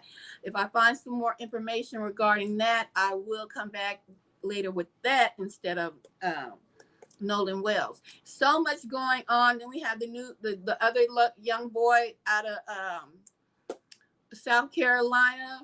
I haven't heard any more updates on that, so I'll be checking in to see if they have any updates regarding that case. They're just popping out left and right. But before, when we were ear hustling, somebody said that what they did to Nolan was a ritual. And it seemed because all of these unalivings, all of these deaths, all of these murders seem to be rituals. And they're like the young girl that was found swinging like strange fruit And then they said she did it to herself. We don't unalive ourselves by climbing up a tree and hanging ourselves. This seems like a lot of ritual stuff is going on, like they're trying to change the tide of their known doom, that the tides are going to change. The system has shifted, but all these unalivings that are taking place is not going to give them or make them stay in power. To whomever they are sacrificing these babies to, they're not going to be granted what they want to be granted, and that's to stay on top in their imagination. In their mind. Okay, so before we get out of here, I also want to play the last video, because I know a lot of people say that us as independent news, we are rage baiting, because we are telling you and we're showing you what's truly going on in our communities with our children, unalivings, the missing, that never get reported, hardly get reported. Parents have to beg and plead for the police to even get involved. Just like with Nolan, they was dragging their feet, and now they done got Ben Crump involved. Now they want to say, oh, it's a racial thing. Well, you could have did something before they had to go get Ben Crump, right? But anyway, these other Bojangles and Uncle Toms and all them, they want to say we're rage baiting. No, they are rage baiting because they want to call our little children thugs. They want to call them animals. And these are Black people, y'all. They want to use every stereotype, negative stereotype against people's children that are gone, unalive, never to come back in this world, in this spirit. Okay? So they are the rage baiters. And stay away, because they're going to be grifting, trying to come back and forth. They lost their black card. And we are not.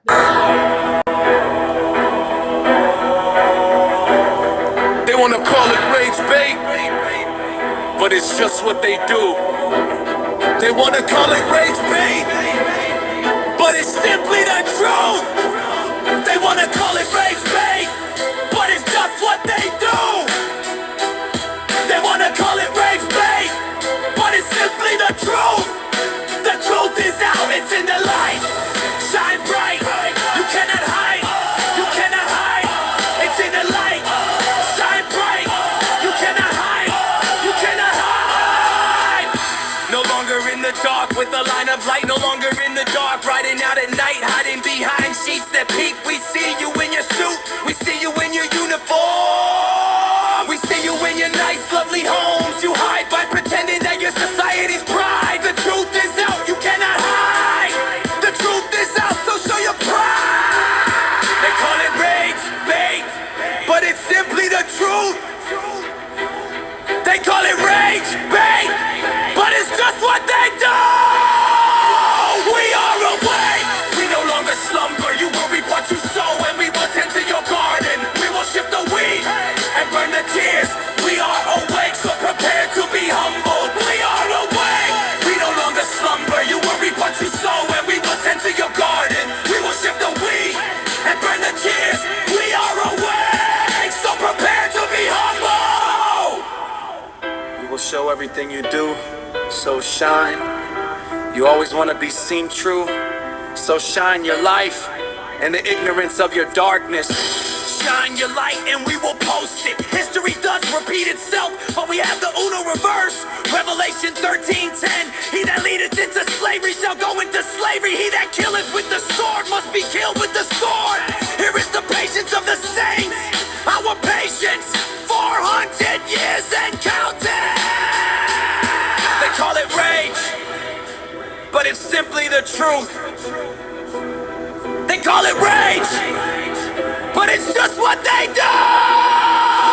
We are awake, we no longer slumber. You will reap what you sow, and we will tend to your garden. We will shift the weed and burn the tears. We are awake, so prepare to be humble. We are awake, we no longer slumber. You will reap what you sow, and we will tend to your garden. We will shift the weed and burn the tears.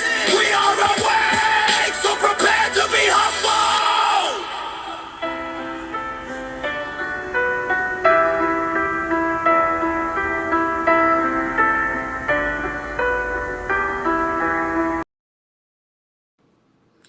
right, baby. We are awake, so be prepared to be humbled out here in these streets. This not no rage bait. This just what it is. It's facts, and that's all we're gonna be talking about is the facts of the matter when it comes to these cases. And we might do a little ear hustling as well because we want to hear what everybody else has to say. When you come on this platform, you have the right to speak your mind. All right, so like I said, we will be coming back. And I want to just give you guys an update also. I had did a live broadcast last week or so, and the software that I was going to purchase to do the comic strip series, if you know, you know, I'm not going to waste my money on that particular comic strip series. So that's canned. Okay. But we're going to bring some of my ideas, some of my thoughts with better AI. Okay. So what you saw, I put together the song written by me. That's right. We're going to get the AI to do something so I can have it more animated. Okay. So what I told you guys, and I'm going to take the advice of my mom and leave that all of that garbage in the garbage, right? I'm not going to use the animation on that particular comic series. So that's scrap, y'all. Okay, I'm going to be doing the AI with the new video. I'm going to produce a new video along with any new music. That's what's going to be coming to this channel as well. I also want you guys to subscribe to my other channel. It's called House of Ethereal, where we will be talking about gardening. We will be talking about survival. We still talk about that here. Tips and tricks on survival. We'll be talking about weight loss, my weight loss journey, lymphedema. All of that will be transitioning over to House of Ethereal. So subscribe to that channel today, okay? And until I get y'all over there and flowing onto that channel, I will continue to do things here on this channel, but make sure you subscribe to that channel, okay? Because I have a whole series that I want to do. It's going to be maybe 3 to 4. I would say they're 1 sheets, but I'm going to call them 3 sheets, okay? And it's going to give you a quick guide to how and what to plant in your region. So first we're starting with Texas. I have finished that. That will be up for sale. I think I'm going to be doing it as something downloadable, something you can get quick, print it off, guys, because they're taking everything tangible that you can hold in your hands away from us. So books and things of that nature, they're disappearing. Okay, these quick, insightful things to plant, such as I even put in there the weeds that you should plant. Remember in the Bible, Moses said, eat the weeds. Okay, so even the weeds that you should plant. Let me see if I got, I can give y'all a quick peek. Let me see. I want to do it for each state because each state has their weather and zoning of what you can plant in your weather. I mean, in that state. Let's see. Here we go. So I've already started working on Texas. Texas is pretty much done though. And I'm going to go through and I'm going to go down state by state. And these are going to be downloadable. They're going to be affordable. Okay. So this is going to be going on House of Ethereal. This is showing you what to plant. Even on here, I mean, these are quick guides. Like this middle row where my fingernails are. That's all the weeds that you can plant in this zone. And just quick things to have, guys. I'm telling you, this is the time, this is the season for you to be aware of how to take care of yourself. Don't be dependent on fast foods, convenience stores, grocery stores. Be independent and depend on you and the knowledge that you can have in here and knowledge you can have in hand, tangible knowledge, easy to read knowledge, and knowledge you can take with you, okay? If you ever have to flee. You ain't hear that from me. All right? So, guys, remember, all of this stuff, I'm going to promote it here, but it will be moving over to House of Ethereal. And this is the garden series. I even have each reason. So if it's in your state, I have one for Central Texas. I have one for North Texas. I have one. Hold on. Let me see. Hold on, y'all. And South Texas. Okay? Because each area in Texas or in your area is going to require different types of plants that you can plant that will grow. Some people think that they can just go and put seeds down and they're just supposed to grow. Well, they might not be really good for the area you are in. So these are going to be really quick, easy to learn. It's not a full book that you have to study or you might just get so irritated with. I want y'all to just keep it locked to this channel. Go ahead and subscribe today. Come over to YouTube if you're over there on Facebook, TikTok. Come over here on YouTube, especially when we go live and you want to participate in the chat. Okay? So all of that stuff will be moving over to House of Ethereal. All right? So we're going to go ahead and get on out of here. You can also come in and at the end of this, leave a comment. If you have any ideas or suggestions, go ahead, leave a comment to any of the live streams that I do. I do read them. So don't think that I do not read your comments and what you have to say. All right. So let's get out of here, people. I might be back later.